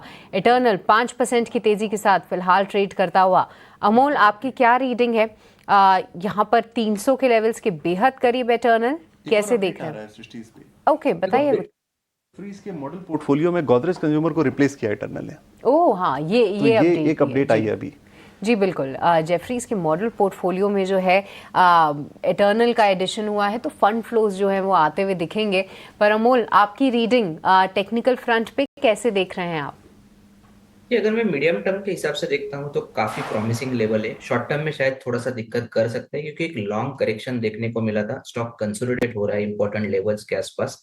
बट मीडियम टर्म सेटअप काफी प्रॉमिसिंग लग रहा है। बड़ा वीक रिवर्सल फॉर्मेशन हुआ है वीकली चार्ट्स पे, और यहाँ से एक फ्रेश अपट्रेंड रैली अगर चलती है तो पोजिशनल पॉइंट ऑफ व्यू से ये स्टॉक इमीडिएट में तो अराउंड 330 तक जा सकता है। पर अगर मैं और थोड़ा सा बड़ा व्यू लेता हूँ स्टॉक के ऊपर तो 350 तक भी ये वापस से अपना मोमेंटम कंटिन्यू करने के चांसेस चार्ट्स पे दिख के आ रहे हैं। पोजिशनली देखता हूँ तो 2 सपोर्ट्स लेवल निकल के आ रहे हैं जो काफी क्रूशियल रहेंगे आने वाले दिन के लिए। तो पहला सपोर्ट रहेगा अराउंड 270 का, जो शॉर्ट टर्म ट्रेडर्स के लिए। और अगर कोई मीडियम टर्म के हिसाब से देखता है तो ये रैली का जो लो है, या फिर हम बोल सकते हैं 250, ये एक सैक्रोसेंट सपोर्ट लेवल रहेगा। ठीक है, तो 250 एक जो है बहुत इम्पोर्टेंट सपोर्ट लेवल है, और कहीं ना कहीं ये 300 साढ़े 300 तक का भी जाने का दमखम रख सकता है। पर पोजिशनल बेट ज़रूर बता रहे हैं इसको अमोल। चलिए, इसको ध्यान में ज़रूर रखते हैं। बट इस बीच ट्रेंड का काउंटर भी बस कर रहा है, नतीजों का वेट है ही। अदानी पोर्ट्स भी जो है एक अच्छी तेज़ी दिखा रहा है। कल ही नतीजे आए थे और एक गाइडेंस भी कंपनी ने बढ़ा दी थी। एक बार प्रदीप, अदानी पोर्ट्स पर आप अपना व्यू दीजिए, क्योंकि देखिए तमाम अदानी काउंटर्स जो हैं अच्छे मूव्स दिखा ही रहे हैं। बट अदानी पोर्ट स्पेसिफिकली कामकाज बहुत अच्छा हो रहा है और गाइडेंस कंपनी लगातार बढ़ा रही है। और आई थिंक प्रदीप अपने ऑल टाइम हाई लेवल्स से बहुत ज़्यादा दूर है नहीं। क्या इसे ब्रेकआउट के तौर पे समझे या रेजिस्टेंस फिलहाल फेस कर सकता है काउंटर? देखिए, रेजिस्टेंस फेस करने का पॉसिबिलिटीज भी है, बट आई डोंट थिंक कि हमें वेट करना चाहिए। अगर किसी के पास नहीं है तो बिल्कुल आप बाई कर लीजिए, क्योंकि रिसेंटली ओवरऑल अदानी ग्रुप में जिस दिन वो क्रैकडाउन आया था, जो अमेरिका की तरफ से, वो जो रेगुलेटर की तरफ से सिक्योरिटी एक्सचेंज कमीशन की तरफ से जो नोटिफिकेशन आया था, उसके बाद हमने देखा 12 बिलियन के आसपास ओवरऑल अदानी ग्रुप में एक क्रैश देखने को मिला था। अगेन उसके बाद का रिकवरी, अभी तो यूएस के साथ इंडिया का ऑलमोस्ट डील हो ही चुका है, तो कहीं ना कहीं डेवलपमेंट भी आगे हमें आने वाला दिनों में आते हुए दिखाई देंगे। सो वहां पर भी मुझे लगता नहीं कि मैटर ज्यादा प्रॉब्लम होगा। अब जिस तरीके का चार्ट भी है, ओवरऑल ग्रुप का रैली है, मुझे लगता है कि बने रहना चाहिए। अगर एक बार 1590 और 1600 के ऊपर सक्सेसफुली ब्रेकआउट हो जाता है, अगेन आपको 1850 1900 के आसपास का टारगेट आते हुए दिखाई देंगे। तो बिल्कुल बाय करने का सलाह रहेगा। स्ट्रिक्टली स्टॉप लॉस मेंटेन करके जाइए। 1495 के आसपास का एक स्टॉप लॉस रहेगा और पूरा लॉन्ग करने का सलाह रहेगा। बिल्कुल 1495 का 1495 रुपए का स्टॉप लॉस आपको रखना है, और लॉन्ग करने की सलाह प्रदीप जी की तरफ से आपको आ रही है अदानी पोर्ट्स पर। चलिए अब एक काम करते हैं, कल आने वाले हैं दिग्गज टेलीकॉम कंपनी भारती एयरटेल के दिसंबर तिमाही के नतीजे कैसे रह सकते हैं, क्या अनुमान लगाना चाहिए, क्या ट्रैक करना है नतीजों के अंदर, किन फिगर्स पर, किन नंबर्स पर, किन कमेंट्री पर ध्यान देनी है, वो सारी चीजें रिसर्च करके हमारे सहयोगी रविंदर लेकर आए हैं। रविंदर, बताइए क्या अनुमान लगाएं हम भारतीय एयरटेल के नतीजों को?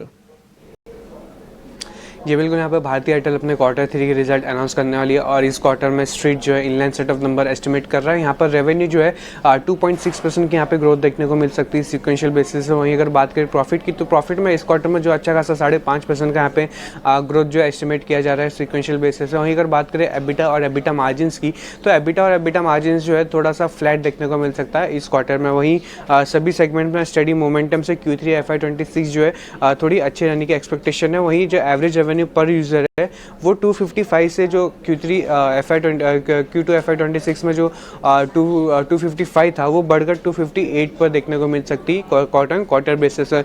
वहीं और इसके पीछे आरपू का ग्रोथ और सब्सक्राइबर एडिशन मेनली जो है 2G से 4G और 5G माइग्रेशन और पोस्टपेड कस्टमर के बढ़ने की वजह से जो आरपू थोड़ा यहाँ पे इस क्वार्टर में इंक्रीज देखने को मिल सकता है। और इंडिया का वायरलेस सब्सक्राइबर बेस आगे भी इंक्रीज होने की एक्सपेक्टेशन है। वहीं अगर बात करें की मॉनिटरेबल थिंग्स की, तो यहाँ पर कंपनी का सब्सक्राइबर और आरपू मैट्रिक्स क्या रहता है और मोबाइल ब्रॉडबैंड बेस भी कैसा रहता है कंपनी का, ये देखने लायक रहेगा। वहीं अगर बात करें किस चीज़ पे ज़्यादा फोकस रहना चाहिए, यहाँ पर मैनेजमेंट की क्या कमेंट्री रहती है कैपेक्स को रिलेटेड, टैरिफ को रिलेटेड और कंपटीशन को रिलेटेड।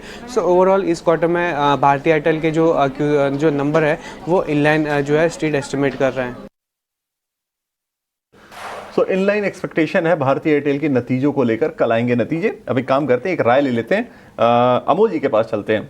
अमोल जी, क्या राय आपकी बनती है भारतीय एयरटेल के ऊपर? आज 1.25% के आसपास की तेजी शेयर में देखने को मिल रही है और स्ट्रीट की जो अनुमान है वो हमारे सहयोगी रविंदर ने आपके सामने रखे। अगर मैं मोमेंटम चेस करने वाला की तरफ देख रहा हूँ तो थोड़ा सा वेट एंड वॉच का अप्रोच रखूंगा। एक तो रीजन है कि करेक्शन लास्ट टाइम का बहुत बड़ा हो चुका था। However 200 day simple moving average के ऊपर आसपास स्टॉक ने सपोर्ट लेके एक प्रॉमिसिंग रिवर्सल फॉर्मेशन किया है, बट अभी भी एक कंफर्मेशन शायद पेंडिंग है, क्योंकि कल के गैप अप ओपनिंग के बाद स्टॉक में एक रेंज बाउंड एक्टिविटी देखने को मिला है। तो buy on supports, buy on dips and sell on rallies would be the ideal strategy अगर मैं प्योरली शॉर्ट टर्म के हिसाब से देखता हूँ। ध्यान रहेगा लेवल्स के ऊपर जो रहेगा लोअर साइड पे 200 डे सिंपल मूविंग एवरेज, या फिर हम बोल सकते हैं 1960 का। On the higher side 50 day simple moving average एक इमीडिएट रेजिस्टेंस जोन का काम करेगा। जो लेवल के हिसाब से अगर मैं देखता हूँ वो आ रहा है 2060 का। अगर ये 2060 लेवल क्रॉस होता है तो एक डायरेक्शनल मोमेंटम पॉजिटिव साइड में बढ़ने के चांसेस चार्ट्स पे दिख के आ रहे हैं। राय आपको भारतीय एयरटेल के ऊपर, लेकिन अब वक्त हो चला है अपने ट्रेडिंग फिंगर्स को काम पे लगाने का। और कैसे? तो हम लेकर आएंगे अब आपके लिए BTST और STBT वाले ट्रेड्स। हमारे तीनों मेहमान हमारे साथ जुड़े हुए हैं। अंशुल जी हैं, प्रदीप हल्दर हैं हमारे साथ, अमोल अठावले जी हमारे साथ हैं। अंशुल जी के पास सबसे पहले चलते हैं। अंशुल जी, क्या है BTST या STBT का ट्रेड आपका आज के लिए? सर, सिरमा SGX लेना चाहिए। कल गैप अप के बाद डे लो पे क्लोज किया, आज वर्टिकल रिकवरी है और प्रीवियस डे हाई के ऊपर जाके ट्रेड कर रहा है। क्लोजिंग भी प्रोबेबली इसके ऊपर आएगी, तो सिरमा SGX में BTST करना चाहिए। 851.50 में 840 रुपए का स्टॉप लॉस रहेगा और 875 रुपए का टारगेट लगाना चाहिए। तो सिरमा SGX 851-851.50 में BTST करना चाहिए। बिल्कुल, तो सिरमा SGS पर राय है अंशुल जी की। BTST करनी है आपको, 840 का लगाना है आपको स्टॉप लॉस और 875 की टारगेट आपको देखने को मिल सकते हैं। 851 पे इस वक्त शेयर का भाव चल रहा है। चलिए प्रदीप जी के पास चलते हैं। प्रदीप जी, BTST या STBT के तौर पर आप क्या सजेस्ट करेंगे हमारे व्यूअर्स को आज? जी देखिए, NTPC बाई करना चाहिए। मुझे लगता है कि NTPC करेंट जोन से भी ऊपर आने के लिए रेडी हो रहा है। टारगेट रहेगा ऑलमोस्ट 374 एंड सेकंड टारगेट रहेगा यहाँ पे 385 का। एंड 374 में अगर आता है तो एक बार पार्शियल प्रॉफिट बुक करने का भी सलाह रहेगा। एक स्ट्रिक्टली स्टॉप लॉस मेंटेन कीजिए, ऑलमोस्ट 361 के आसपास एक स्टॉप लॉस मेंटेन कीजिए और 1 से 2 दिन का पोजिशनल व्यू रहेगा। बिल्कुल, सो 1 से 2 दिन का पोजिशनल व्यू रहेगा आपका NTPC के ऊपर। 361 रुपए का आपको स्टॉप लॉस स्ट्रिक्टली मेंटेन करना है। प्रदीप जी ने साफ साफ बोला है स्ट्रिक्टली मेंटेन करना है। टारगेट जो है वो 374, 385, 2 टारगेट आपकी स्क्रीन पर आ चुके हैं NTPC पर। ये कॉल आपकी प्रदीप हल्दर की तरफ से। चलिए तीसरे हमारे जो मेहमान हैं अमोल जी हैं। अमोल जी से पूछते हैं कि उनकी नजर कहाँ है BTST STBT के तौर पे। अमोल जी, क्या ट्रेड सजेस्ट करेंगे आप हमारे व्यूअर्स को? इस बैंक के साथ जाना चाहूंगा। थोड़ा सा पोजिशनल भी टाइम ले सकता है, एक आध दिन का एक्स्ट्रा टाइम ले सकते हैं, बट जो जिस तरीके का सेटअप है काफी प्रॉमिसिंग है। एक तो 20 डे सिंपल मूविंग एवरेज के ऊपर है और हायर बॉटम फॉर्मेशन स्टॉक ने मेंटेन रखा है। आज जरूर करेक्शन दिखा है बट रूटीन करेक्शन लग रहा है। सपोर्ट स्टॉप लॉस रहेगा अराउंड 1320 का और ऑन द हायर साइड जो इमीडिएट टारगेट निकल के आ रहे वो 1390 और 1400 के आ रहे। बिल्कुल, तो आपने एक्सिस बैंक के ऊपर राय दी है। एक बार टारगेट स्टॉप लॉस प्लीज बता दीजिए दोबारा अमोल जी। जी बिल्कुल, 1320 का स्टॉप लॉस रहेगा और टारगेट रहेंगे इमीडिएट बेसिस पे 1390 और 1400। 1400, ठीक है। सो 1390, 1400 रुपए के टारगेट के लिए आपको एक्सिस बैंक को खरीदना है। स्टॉप लॉस आपको 1320 का रखना है। इस वक्त जो भाव है वो 1338 का चल रहा है एक्सिस बैंक पर। ये राय हमारे अमोल अठावले जी की तरफ से। चलिए तीनों मेहमानों से हमने BTST STBT की कॉल्स ले ली। अब 5 मिनट बचे हैं मार्केट को क्लोज होने में, लेकिन एक स्टॉक रडार पर है इस वक्त, वो है लॉयड मेटल्स का। लॉयड मेटल्स में बहुत शानदार तेजी देखने को मिली है। आज के ट्रेड में अगर आप देखेंगे तो 9-10% के आसपास की तेजी, 10.5% के आसपास की तेजी देखने को मिल रही है। और वॉल्यूम के हिसाब से देखें तो करीब 51 लाख शेयरों में ट्रेड हुआ है आज और 4 लाख 5 लाख का एवरेज मोस्टली रहता है, 3 लाख का, इनफैक्ट 3-3.5 लाख का एवरेज रहता है इसका। आज 50 लाख शेयरों का वॉल्यूम है। कंपनी के नतीजे आए थे, नतीजे काफ़ी अच्छे रहे थे और स्टैंडअलोन अगर देखेंगे तो 124% के आसपास का जो रेवेन्यू इनका बढ़ा था और उसके बाद ये तेजी देखने को मिली है। एक क्विक राय अंशुल जी आपसे चाहते हैं लॉयड मेटल्स के ऊपर। बढ़िया गैप अप खुला है 1000 लगभग 1000% वॉल्यूम राइज है अगेंस्ट 50 डे एवरेज वॉल्यूम। 10, 20, 50 तीनों डे मूविंग एवरेज के ऊपर खुला है। इतने बड़े गैप अप के बाद कल जैसे हमने निफ्टी में देखा कि चलना थोड़ा सा मुश्किल होता है, प्रोबेबली 4-5 दिन यहाँ पे साइडवेज प्राइस एक्शन देखने के लिए मिल सकता है just to catch up short term moving averages. उसके बाद कोई ब्रेकआउट बनता है तो 1386 तक की तेजी बन सकती है। इमीडिएटली नहीं बाई करना है, गैप अप पहले डाइजेस्ट हो जाए 4-5 दिन में, टाइट रेंज बने, स्टॉप लॉस थोड़ा सा छोटा हो, उसके बाद कोई बाइंग की अपॉर्चुनिटी बनेगी। अगर है आपके पास तो बिल्कुल होल्ड कीजिए, नहीं है फ्रेश बाइंग का सोच रहे हैं तो थोड़ा सा ये गैप अप को डाइजेस्ट हो जाने दीजिए। ऑलराइट, तो चलिए लॉयड मेटल्स ऑलरेडी एक अच्छा रन अप दिखा चुका है, थोड़ा सा नीचे आए, फिर से री एंट्री के आप मौके यहाँ पर तलाश सकते हैं। बट एक और काउंटर जो कि आज पूरे दिन जो है बस करता हुआ दिखा है वो है डिक्सन टेक, क्योंकि हम आपको बता ही रहे थे सब ईएमएस रिलेटेड काउंटर्स में बहुत अच्छा मूव है और डिक्सन टेक एफएनओ का शेयर होते हुए भी 6% की तेजी ऑलमोस्ट इस काउंटर में दिख रही है।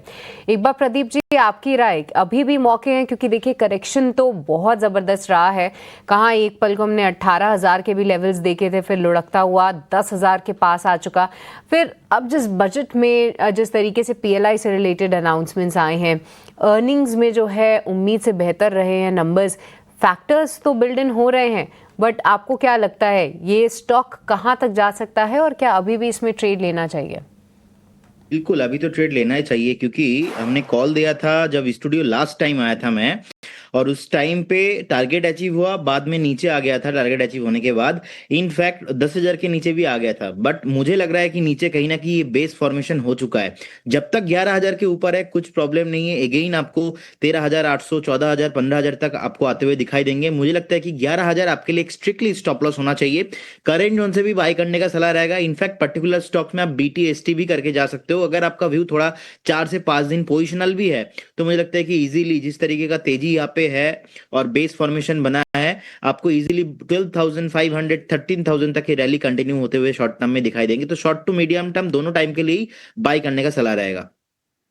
शॉर्ट और मीडियम टर्म दोनों टाइम फ्रेम में आप इसको बाय करके चल सकते हैं। और देखिए हाल फिलहाल काफ़ी वॉलेटाइल रह चुका है ये काउंटर, तो उसको ध्यान में रखकर आप ट्रेड लीजिए। और कुछ एक लेवल्स भी प्रदीप जी ने बताए हैं, उसको भी आप ध्यान में ज़रूर रखिए। बट चलिए अब कुछ ही मिनट रह गए हैं मार्केट क्लोज होने में। हम अपने सभी मेहमानों का आज के लिए शुक्रिया करना चाहेंगे। अंशुल, प्रदीप, अमोल, आप रोज़ हमारे साथ जुड़ते हैं और हमारे एक व्यूअर्स के लिए धमाकेदार कॉल्स लेकर आते हैं। बहुत बहुत शुक्रिया आप सभी का आज भी जुड़ने के लिए। पर चलिए अब आज के दिन को समअप करने की तैयारी शुरू करते हैं और आज का पूरा दिन देखें तो अच्छा ही देखने को मिला है। देखिए कल जिस तरीके की शानदार तेजी थी, आज वहां से कुछ प्रॉफिट बुकिंग और रिवर्सल नहीं आया, वही आपको अप्रिशिएट करना चाहिए। ब्रॉडर मार्केट से पार्टिसिपेशन जरूर रहा और बजाय इसके कि निफ्टी IT जो है आज का सबसे टॉप लूजिंग सेक्टर बना, जिसमें कई सारे दिग्गज इन्फोसिस, TCS, विप्रो जैसे नाम शामिल हैं, उसके बावजूद निफ्टी 50 अपने आप को होल्ड करने में सक्सेसफुल रहा। और ऐसे में सपोर्ट किसने किया आपको बताते हैं। एटर्नल ये बना निफ्टी का टॉप गेनर, 5% की तेजी यहाँ पे। साथ ही ट्रेंड नतीजों के पहले बस करता हुआ दिख रहा है, 5% का मूव यहाँ पे। कई सारे ऑयल एंड गैस काउंटर्स जैसे कि ONGC, ऑयल इंडिया ये भी बस कर रहे थे और ऑटो काउंटर्स में भी जोश था। M&M ले लीजिए, Maruti Suzuki, Tata Motors, PV, इनमें भी आज अच्छे मूव्स दिखे। क्या नहीं परफॉर्म किया? Clearly IT pack, Infosys, TCS, HCL tech, tech M, Wipro, list लंबी है जहां पर निफ्टी के टॉप 5 लूजर्स ना ही सिर्फ IT हैं और इनमें गिरावट 7 से 8% की है और इससे ज्यादा गिरावट आप मिड और स्मॉल एंड मार्केट में देखेंगे। ऊपरी स्तरों से बाजार क्लोजिंग के समय थोड़ा हल्का जरूर हो रहा है। एक पल को हमने 25,800 के भी ऊपर लेवल्स देखे थे, अब जो क्लोजिंग है वो 25,750 के पास हो रही है और निफ्टी बैंक भी थोड़ा सा कमजोर हुआ है। पर आप ये भी देखिए कि क्लोजिंग जो है वो हरे निशान में ही होती हुई दिख रही है। इंडिया विक्स में आज पूरे दिन हमने गिरावट देखी, 3.5% के कट रहे और साथ ही ब्रॉडर मार्केट से भी भरपूर सपोर्ट रहा, जहां पे तमाम सेक्टर्स चाहे वो EMS से रिलेटेड प्लेज हों, कुछ मेटल काउंटर्स, कुछ ऑटो एंसिलरी कंपनी या फिर exchange related counters, MCX, BSE, इन सभी में जबरदस्त एक्शन रहा। HAL के लिए भी नेगेटिव खबर थी जिसके चलते स्टॉक में 6% की गिरावट आज हावी होती हुई दिखी। तो चलिए ये थी आज मार्केट की क्लोजिंग और अब जो है चलिए, यूनियन बजट पर चर्चाओं का दौर चल रहा है। ईटी नाउ सीधे ग्राउंड से लोगों की राय ले रहा है। चैनल 6 फरवरी को मुंबई में इंडिया इन्वेस्टमेंट समिट की मेजबानी कर रहा है। एक्सपर्ट्स, पॉलिसी मेकर्स, निवेशक, एमएसएमईज और इनोवेटर्स 2026 के यूनियन बजट के असर का एनालिसिस करेंगे और आने वाले साल की दिशा निर्धारित करने में मदद करेंगे। इस समिट के एजेंडे के केंद्र में देश का बीएफएसआई सेक्टर होगा, जो एक निर्णायक मोड़ पर खड़ा है। अगले कुछ हफ्तों में नया कारोबारी साल शुरू होने वाला है। ऐसे में इस चर्चा में बजट की बड़ी घोषणाओं के साथ टैरिफ और रुपए के वैल्यूएशन को भी शामिल किया गया है। तो बजट की इस चर्चा में जरूर शामिल हो। ईटी नाउ इन्वेस्टमेंट समिट शुक्रवार 6 फरवरी को।